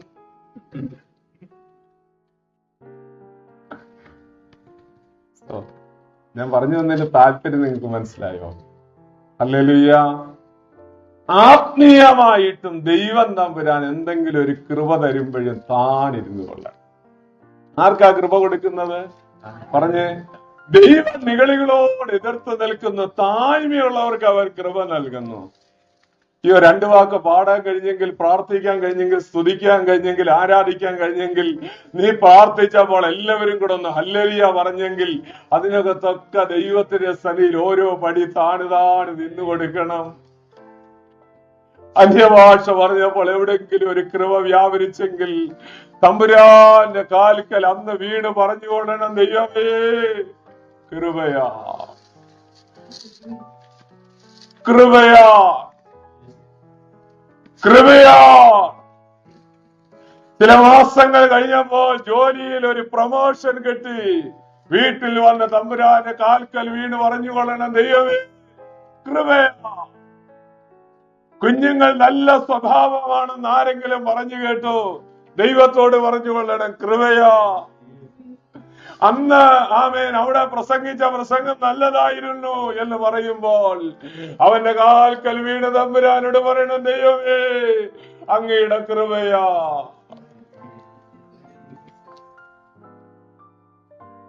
ഇന്ന് രാവിലെ ആ അനുഭവത്തിലേക്ക് ദൈവത്തിന്റെ ആത്മാവ് നമ്മെ നടത്തും.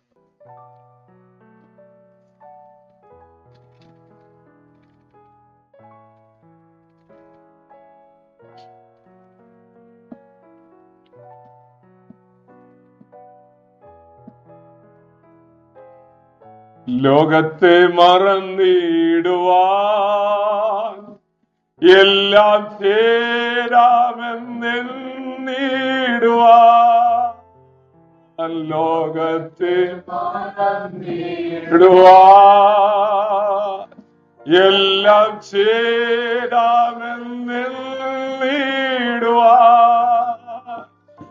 ലോകത്തെ ജയിച്ചവരെ നിന്നില്ലാതെയും ഞാൻ എടിയിടുന്നേ,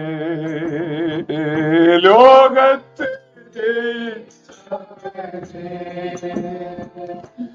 നിന്നില്ലാതെയും ഞാൻ തേടിടുന്നേ, കൃപയാ കൃപ അളവെന്നെ പകർന്നിടുക ഈ ഭൂവിലെ യാത്രയാറിൽ ദൈവ ഈ ഭൂവിലെ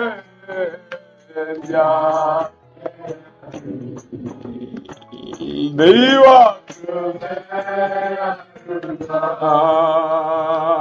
ലോകത്തെ മറന്നിടുവാ എല്ലാം ചേരാമെന്നിടുവാ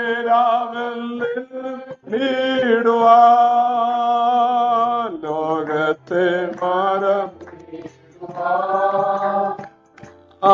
എല്ലാം ചേരാമെന്നിടുവാ ലോകത്തെ നിന്നിൽ അവയെ ഞാൻ തേടിടുന്നേ ലോകത്തെ ജയിച്ചവനെ നിന്നിൽ അഭയം ഞാൻ തേടിടുന്നേ കൃപയാരുൾക കൃപയാരുൾക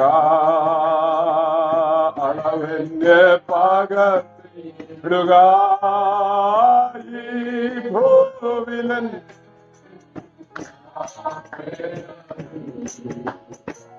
ദൈവ കൃപയാരുൾക ഈ ഭൂവിലൻ യാത്രയാതിൽ ദൈവ കൃപയാരുൾക. അപ്പോൾ അതുകൊണ്ട് ഹല്ലേലൂയ തന്നെത്താൻ ഉയർത്തുന്ന ഒരാത്മാവ് പിശാചിന്റെ ആത്മാവ്. ദൈവവചനം കർത്താവ് പറഞ്ഞു തന്നെത്താൻ ഉയർത്തുന്നവനെല്ലാം ഹല്ലേലൂയ തന്നെത്താനെ ഉയർത്തുകയാണ്. അപ്പോൾ നമ്മള് ഈ ഭാഗം 40-ാമത്തെ വാക്യത്തിലേക്ക് പോകാം. 40-ാമത്തെ വാക്യം. പിന്നെ അന്ത്യകാലത്ത് രാജാവ് അവനോട് ഏറ്റുമുട്ടി. വടക്കേ ദേശത്തിലെ രാജാവ് രഥങ്ങളോടും കുതിരച്ചേവകരോടും വളരെ കപ്പലുകളോടും കൂടെ ചുഴലിക്കാറ്റ് പോലെ അവന്റെ നേരെ വരും. അവൻ ദേശങ്ങളിലേക്കും പ്രളയം പോലെ വന്ന് കവിഞ്ഞൊഴുകും. മനോഹര ദേശത്തിലേക്ക് കടക്കും. 10,000 പേർ ഇടറി വീഴും. എങ്കിലും ഏതോവും മോവാവും അമ്മോന്യം ശ്രേഷ്ഠന്മാരും അവന്റെ കയ്യിൽ നിന്ന് വഴുതിപ്പോകും. ദൈവത്തിന് നന്ദിയോടെ സ്തോത്രം. ഹല്ലേലൂയ. അപ്പോൾ ഈ ഭാഗം നമ്മൾ ധ്യാനിക്കുമ്പോൾ ലോകത്തെ ഭരിക്കാനായി ആമേൻ വന്നതായ വളരെ ഉപായത്തോടുകൂടെ വന്നതായ നമ്മളെ കഴിഞ്ഞ ദിവസം ചിന്തിച്ചല്ലോ, ആന്റിയോക്കസ് എപ്പിഫാനസിനെ രാജാവാക്കാനായിട്ട് ഇരുന്നതല്ല, എന്നാൽ അവൻ ഉപായബുദ്ധിയാൽ ലോകത്തിൽ അവന് ഭരണം പിടിച്ചെടുക്കുകയായിരുന്നു. ഇതുപോലെ ആന്റി ക്രൈസ്റ്റും ലോകത്തിൽ ഭരണം പിടിച്ചെടുക്കും. ആ സമയത്ത് യഹൂദനുമായി ഒരു സ്ട്രോങ് കവനന്റ് ഉണ്ടാകും. നമ്മള് ദാനിയേൽ പ്രവചനം 7-ാം അധ്യായത്തിന്റെ 27-ാം വാക്യത്തിൽ നമ്മൾ വായിച്ചു. അവൻ കവനന്റ് ഉണ്ടാക്കും, ഉടമ്പടി ചെയ്യും എന്ന് നമ്മൾ ചിന്തിച്ചിരുന്നു. ആ വിധത്തിൽ ഉടമ്പടി ചെയ്ത് ഇങ്ങനെ ഇരിക്കുമ്പോഴാണ് നമ്മൾ വായിക്കുന്നത് ഈ ആന്റി ക്രൈസ്റ്റ് നേരെ ഈജിപ്തിൽ നിന്ന് അറ്റാക്ക് ഉണ്ടാകും. സിറിയയിൽ നിന്നാണ് ആന്റി ക്രൈസ്റ്റ് വരുന്നത് ഞാൻ പറഞ്ഞല്ലോ. ഈജിപ്തിൽ നിന്ന് അറ്റാക്ക് ഉണ്ടാകും. അതുകൊണ്ടാണ് വടക്കേ ദേശത്ത് നിന്ന് വരും എന്ന് പറഞ്ഞത്. ഹല്ലേലൂയ. എന്നാൽ അടുത്തതായിട്ട് നമ്മള് ആ വാക്യം ഒന്നുകൂടെ വായിച്ചു വെച്ചാൽ പിന്നെ അന്ത്യകാലത്ത് തെക്കേ ദേശത്തിലെ രാജാവ് അവനോട് ഏറ്റുമുട്ടി. വടക്കേ ദേശത്തിലെ രാജാവ് രഥങ്ങളോടും കുതിരച്ചേവകരോടും. വടക്കേ ദേശത്തിലെ രാജാവ് എന്ന് പറയുന്നത് ഇവിടെ ഈജിപ്റ്റ് മാത്രമല്ല, പിന്നെയോ വടക്കേ അറ്റത്ത്, അതാ യെരുസലേമിന്റെ ഇസ്രായേലിന്റെ വടക്കേ അറ്റത്ത് കിടക്കുന്നത് റഷ്യയാണ്. ദൈവം യെഹെസ്കേൽ പ്രവചനം 38-39 അധ്യായങ്ങളിൽ കൂടെ അതിന്റെ 38-ാം അധ്യായത്തിന് 1-2 വാക്യങ്ങൾ ഹല്ലേലൂയ ഒന്ന് വായിക്കാം. വേഗത്തിലൊന്ന് വായിച്ച്. രോസ് കൂസ് എന്നിവയുടെ പ്രഭുവായ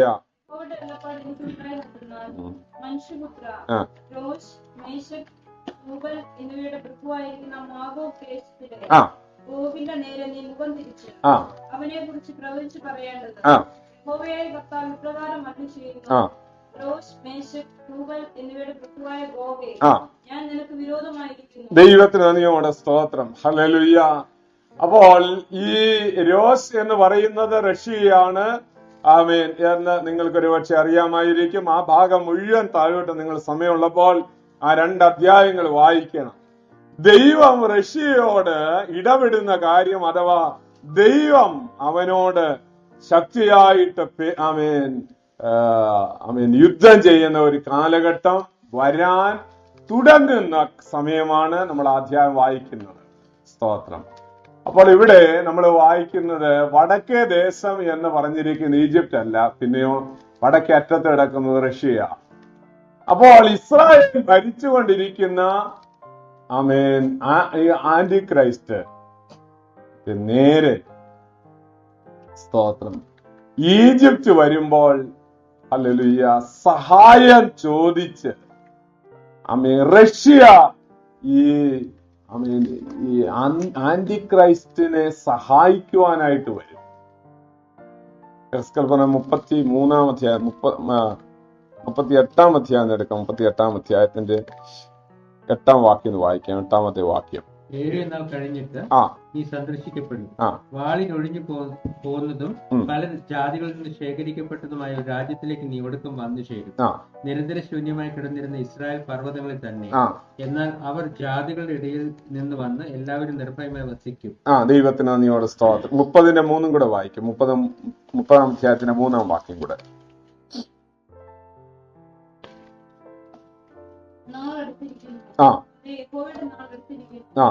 മേഘമുള്ള ദിവസം ജാതികളുടെ കാലം തന്നെയായിരിക്കും.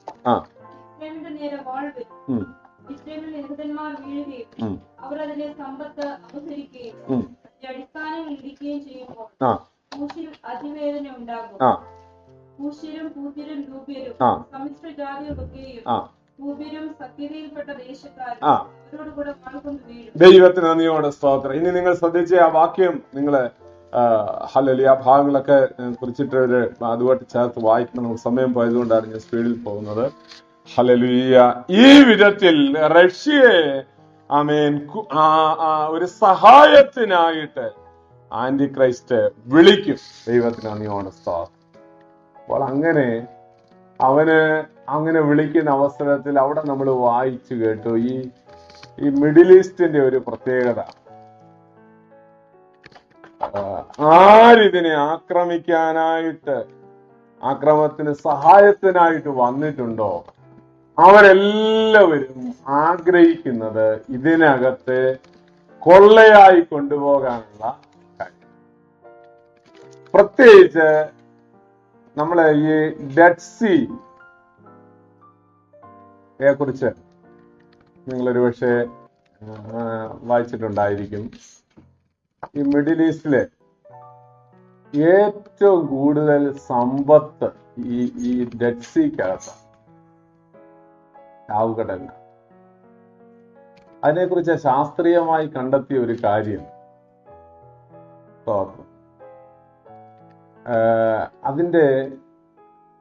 അതിനകത്തുള്ള ധാരാളം ലവണങ്ങൾ ലോകത്തിൽ വളരെ, അതല്ലെങ്കിൽ ഇപ്പൊ തൊട്ടിട്ടില്ല, ധാരാളം ലവണങ്ങൾ അതിനകത്ത് അടിഞ്ഞു കൂടിയിട്ടുണ്ട്. അതിന്റെ കണക്ക് കൂട്ടിയെടുത്തപ്പോൾ അതിന്റെ ഡോളറിന്റെ കണക്ക് വന്നത് 1 ട്രില്യൺ. ട്രില്യൺ എന്ന് പറഞ്ഞാൽ അറിയാം, ഇന്ത്യക്ക് മാത്രമേ ഇവിടെ ഇരിക്കുന്നവർക്ക് അറിയത്തില്ല. മില്യനും ട്രില്യനും സെക്സല്യനും എല്ലാം വലിയ വലിയ സംഖ്യകളാണ് അല്ലേ. 1,270 മില്യൺ എന്ന് കണക്കു.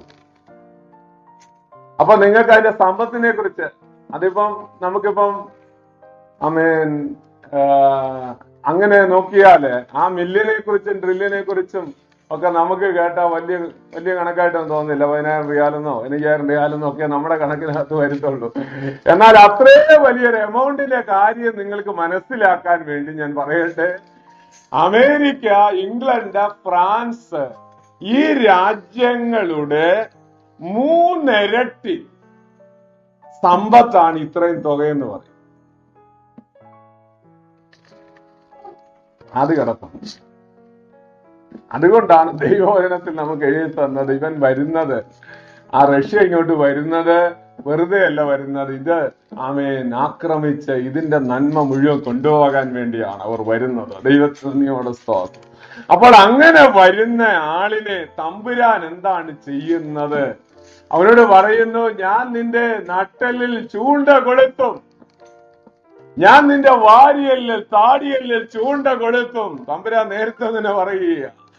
നിങ്ങൾ ഓർക്കുക, യഹൂദനെ നേരെ തിരിഞ്ഞതായ ആന്റിക്രൈസ്റ്റിനോട് ചേർന്ന് യുദ്ധം ചെയ്യാനായി വരുന്ന ആളുകൾ കിഴക്ക് നിന്ന് വരുന്നു എന്ന് തിരുവചനം പറയുന്നു. വെളിപ്പാട് പുസ്തകം 16-ാം അധ്യായം എടുക്കണം. 16-ാം അധ്യായത്തിലേക്ക് പോകാം. 16-ാം അധ്യായത്തിൽ ഒരു കാര്യം പറഞ്ഞിട്ടുണ്ട്, കിഴക്ക് നിന്ന് വരുന്നവർക്ക് വഴിയൊരുക്കാൻ. 12-ാം വാക്യം വായിച്ചാട്ടെ. 12-ാം വാക്യം. ആ ആ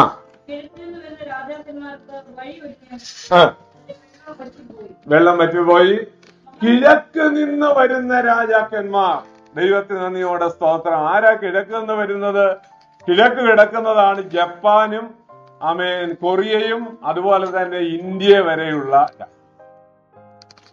ആ രാജ്യങ്ങളിൽ നിന്ന് അന്തിക്രിസ്തുവിനോട് അവനോട് ചേർന്നതിന് സഹായിക്കാനായിട്ട് 20 കോടി പടയാളികൾ വരും എന്നാണ് കണക്കൂട്ടിയെടുക്കാൻ കഴിയുന്നത്. ഏകദേശം 20 കോടി പടയാളികൾ.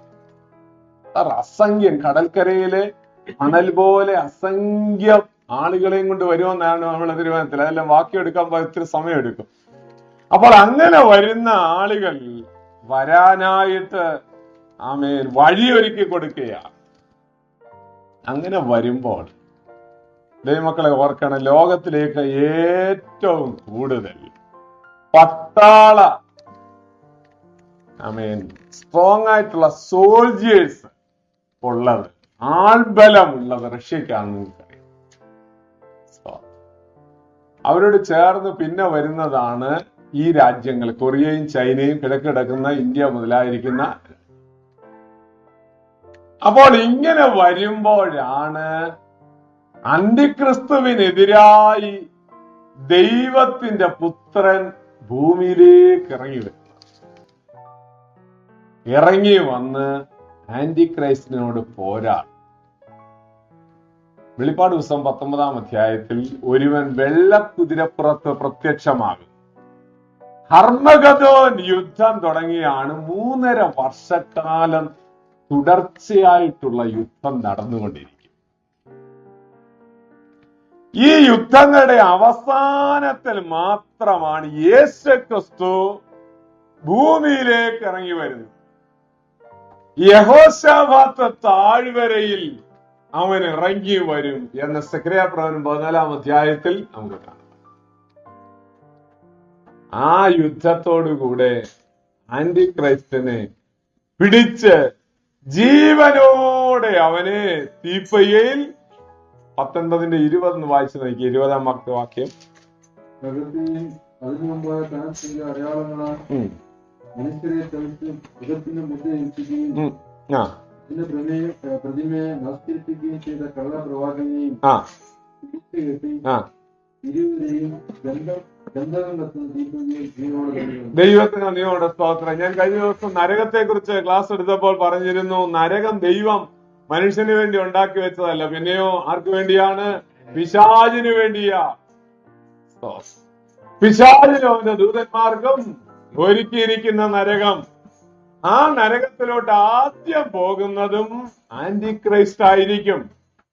ആന്റിക്രൈസ്റ്റ് പോകുമ്പോൾ അവിടെ നമ്മൾ വായിക്കുന്നത് അവനെ സപ്പോർട്ട് ചെയ്തുകൊണ്ടിരുന്ന ഒരു റിലീജിയസ് ലീഡർ ആയിരുന്നു കള്ളപ്രവാചകൻ. ആ കള്ളപ്രവാചകനെയും പിടിച്ച് കെട്ടി നരകത്തിലേക്ക്, അഥവാ അഗാധകൂപത്തിലേക്ക്, ബോട്ടംലെസ് പിറ്റ് എന്ന് പറയുന്ന ആ സ്ഥലത്തേക്ക് തള്ളിക്കളയും. തിരുവചനം ഇന്ന് പകൽക്കാലം നമ്മോട് പറയുന്നു, ഹല്ലേലൂയ, ആമേൻ, അവനെ ജീവനോടെ തള്ളിക്കളയും. 4 കാര്യങ്ങൾ അതിനോടനുബന്ധിച്ച് ഞാനൊന്ന് കുറിച്ചിട്ടുണ്ട്. അത് നിങ്ങളൊന്ന് നോട്ട് ചെയ്യുന്നവര് എഴുതുന്ന നല്ലതാണ്. സ്തോത്രം. അന്തിക്രിസ്തുവിനെ കുറിച്ച് 4 കാര്യങ്ങൾ. 1, അവൻ വമ്പ് പറയുന്നവനാണ്. ദാനിയേൽ പ്രവചനം 7:8 വാക്യം, 11 വാക്യം, 20 വാക്യം, 25 വാക്യം. 2, അവൻ കൊല്ലപ്പെടും.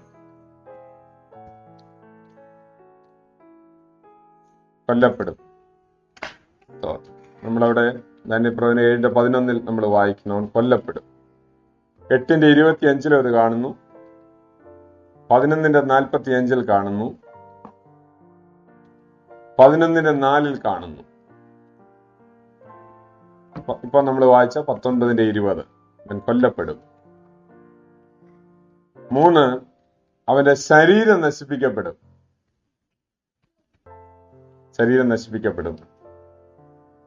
Daniel 7:11,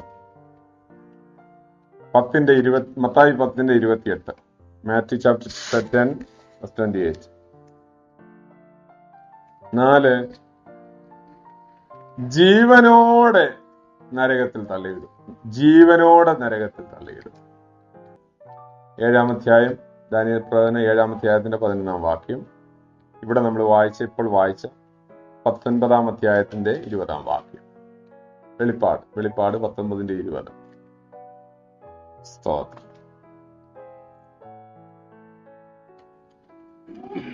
hallelujah. അപ്പോൾ ഇവിടെ നമ്മള് മണിപ്പന്തലിടും എന്നെല്ലാം വായിച്ചല്ലോ. ഹല്ലേലൂയ. ആന്റിക്രൈസ്റ്റ് യെരുശലേമിൽ അല്ലെങ്കിൽ ഇസ്രയേലിനെ അടക്കി ഭരിച്ചുകൊണ്ടിരിക്കുന്ന സമയത്താണ് ദൈവം ഭൂമിയിലേക്ക് അവനെ അവനോടുള്ള യുദ്ധത്തിനായിട്ട് ഇറങ്ങി വരുന്നത്. അത് ഹർമഗദ്ദോൻ യുദ്ധമാണെന്ന് ഞാൻ പറഞ്ഞല്ലോ. അപ്പോൾ ഇവിടെ നിന്ന് നമ്മൾ മറ്റൊരു കാര്യം ശ്രദ്ധിക്കേണ്ടത്, ഇവനൊരു മനുഷ്യനായിരിക്കും എന്നുള്ളതിന്റെ ഏറ്റവും വലിയ തെളിവാണ് ഇവൻ കൊല്ലപ്പെടുമെന്ന് എഴുതിയിരിക്കുന്നത്.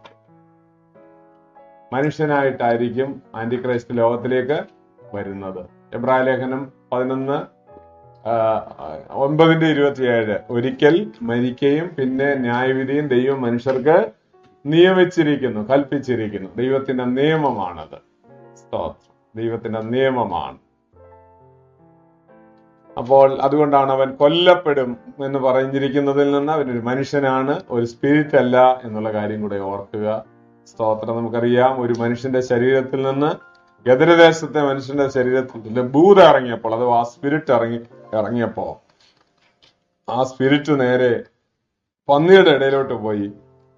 പന്നി ചത്തെങ്കിലും പന്നിയെല്ലാം കടലിലോട്ട് പോയി ചത്തു. എന്നാലും ആ സ്പിരിറ്റ് ചാകുന്നില്ല. അതിനൊരു നാശം വരുന്നില്ല. അപ്പോൾ അത് ആത്മാവായതുകൊണ്ടാണ്. പരിശുദ്ധാത്മാവ് ഹല്ലേലൂയ ആളത്തെ രൂപത്തിൽ ഇന്ന് ലോകത്തിലില്ല. ഹല്ലേലൂയ ആത്മാവായിട്ടാണ്. അതുപോലെ ദുരാത്മാക്കളിൽ ലോകത്തിൽ നടക്കുന്നു. അപ്പോൾ ശ്രദ്ധിച്ചേ, ഹല്ലേലൂയ. ഈ വിധത്തിൽ അന്തിക്രിസ്തുവിന്റെ ഭരണം ഈ ലോകത്തിൽ വരുന്നതിന് മുൻപേ ദൈവമക്കൾ ഇവിടെ നിന്ന് മാറ്റപ്പെടും. 12-ാം അധ്യായം ദൈവം അനുവദിച്ചാൽ നാളെ നമുക്ക് പഠിക്കാം. വളരെ അനുഗ്രഹിക്കപ്പെട്ട ഒരു വിഷയമാണത്. ദൈവമക്കൾക്ക് വളരെ സന്തോഷം തരുന്ന വിഷയമാണ്. നമുക്ക് തലകളെ വണക്കാം, കണ്ണുകൾ അടയ്ക്കാൻ പ്രാർത്ഥിക്കാം. എല്ലാവരും കണ്ണുകൾ അടച്ച് ഒരു നിമിഷം ദൈവത്തോട് പറഞ്ഞാണ്, കർത്താവേ, ഇന്ന് പകൽക്കാലം കേൾപ്പിച്ച ദൈവവചനത്തിനായി സ്തോത്രം. Hallelujah, hallelujah. ദൈവവചനത്തിന്റെ ഒരു വള്ളിക്കോ പുള്ളിക്കോ മാറ്റം വരാതെ എല്ലാം ചരിത്രത്തിൽ ആശ്ചര്യമായി ദൈവം സംഭവിക്കാനിടയാണ്. നമുക്ക് നന്ദി പറയാം ഈ പുസ്തകം നമ്മുടെ കയ്യിൽ തന്നതിനാണ്. അയ്യോ, 600 വർഷങ്ങൾക്ക് മുമ്പ്, യേശുക്രിസ്തു ജനിക്കുന്നതിന് 600 വർഷം മുമ്പ് തമ്പുരാൻ ഇതെല്ലാം വെളിപ്പെടുത്തിക്കും. അങ്ങനെ ലോകത്തിൽ ഏത് പുസ്തകമാണ് ഉള്ളത്? ഏത് മതഗ്രന്ഥമാണ് ഉള്ളത്? ചിന്തിച്ചു നോക്കി. ഏത് മതഗ്രന്ഥമുണ്ട്? ഇത് ജീവനുള്ളതാണെന്ന് പറയുന്നതിന്റെ കാരണം ഇത് എഴുതിയവൻ ജീവനുള്ളവനാണ്, ജീവിക്കുന്നവനാണ്, ജീവിക്കുന്ന ദൈവപുത്രനാണ്. അതുകൊണ്ട് നമുക്ക് നന്ദി പറയാം. ദൈവമേ, ഇത് പഠിക്കാൻ ഭാഗ്യം തന്നതിനായി കഴിഞ്ഞ 20 ദിവസമായി ഈ 11 അധ്യായങ്ങൾ പിന്നിടാൻ ദൈവം നമുക്ക് ഭാഗ്യം തന്നു. അതിനായി നമുക്ക് നന്ദി കരയറ്റാം. അന്തിക്രിസ്തു ലോകത്തിലേക്ക് വരുന്നതിന് മുൻപേ ഹല്ലേലൂയ നമ്മളിവിടെ നിന്ന് പോകും, മാറ്റപ്പെടും. ഉറപ്പോടെ, ആ വിശ്വാസത്തോടെ നമുക്ക് പ്രാർത്ഥിക്കാം. ദൈവത്തിന്റെ ആത്മാവിന്റെ പ്രേരണയുള്ള ഒരാൾ പ്രാർത്ഥിക്കാമല്ലോ. Jesus, praise God, glory Jesus. സ്തോത്രം സ്തോത്രം സ്തോത്രം കൃപ നല്ല വചനങ്ങൾക്കായി നന്ദി കർത്താവേ. അങ്ങയുടെ ബുദ്ധിയിൽ ഈ ജീവിതയാത്രയ്ക്കായി ഞങ്ങൾ ഇറങ്ങി തിരിച്ചെടുക്കാതെ അന്ത്യത്തോളം നടക്കാൻ ഞങ്ങൾ വാക്കുകളെ അന്ത്യശ്വാസം വരെ ഞങ്ങളുടെ കൈകൾ നടക്കുവാൻ മതിയായ ആ മുഖത്തേക്ക് നോക്കി അന്ത്യത്തോളം യാത്ര ചെയ്യുവാൻ ഞങ്ങളെ സഹായിക്കണമേ. ഈ ലോകത്തിന്റെ ചുറ്റുപാട് കാണുന്ന ഒന്നിലേക്ക് ഞങ്ങളുടെ നോക്കം തെറ്റിപ്പോകാതെ ഈ ലോകത്തിൽ കഥാവെ ഞങ്ങളെ സന്തോഷിപ്പിക്കുന്ന ഈ ലോകത്തിൽ സുഖത്തിരുന്ന ഒന്നിലേക്ക് കഥാവെ ഞങ്ങളുടെ ശ്രദ്ധ മാറിപ്പോകാതെ അങ്ങയുടെ മുഖത്തേക്ക് മാത്രം നോക്കി യാത്ര സഹായിക്കുന്നതിന് പ്രാർത്ഥിക്കുന്നു. ഈ അവധിക്കാലത്ത് കഥാവെ അങ്ങേരുന്നതിന് മുട്ടുന്ന ചില ദിവസങ്ങളായി കഥാവെ അപ്പൊ ആ സ്തോത്രം കൂട്ടാൻ കാലവും വചനം കഥാവെ അങ്ങയുടെ പ്രത്യാശങ്ങൾ വർദ്ധിപ്പിക്കുന്നതല്ലോ ഹല്ലേലൂയ. ഒരു അംശം കഥാവെ ലോകത്തുണ്ടല്ലോ ഇന്ന് ഞങ്ങളുടെ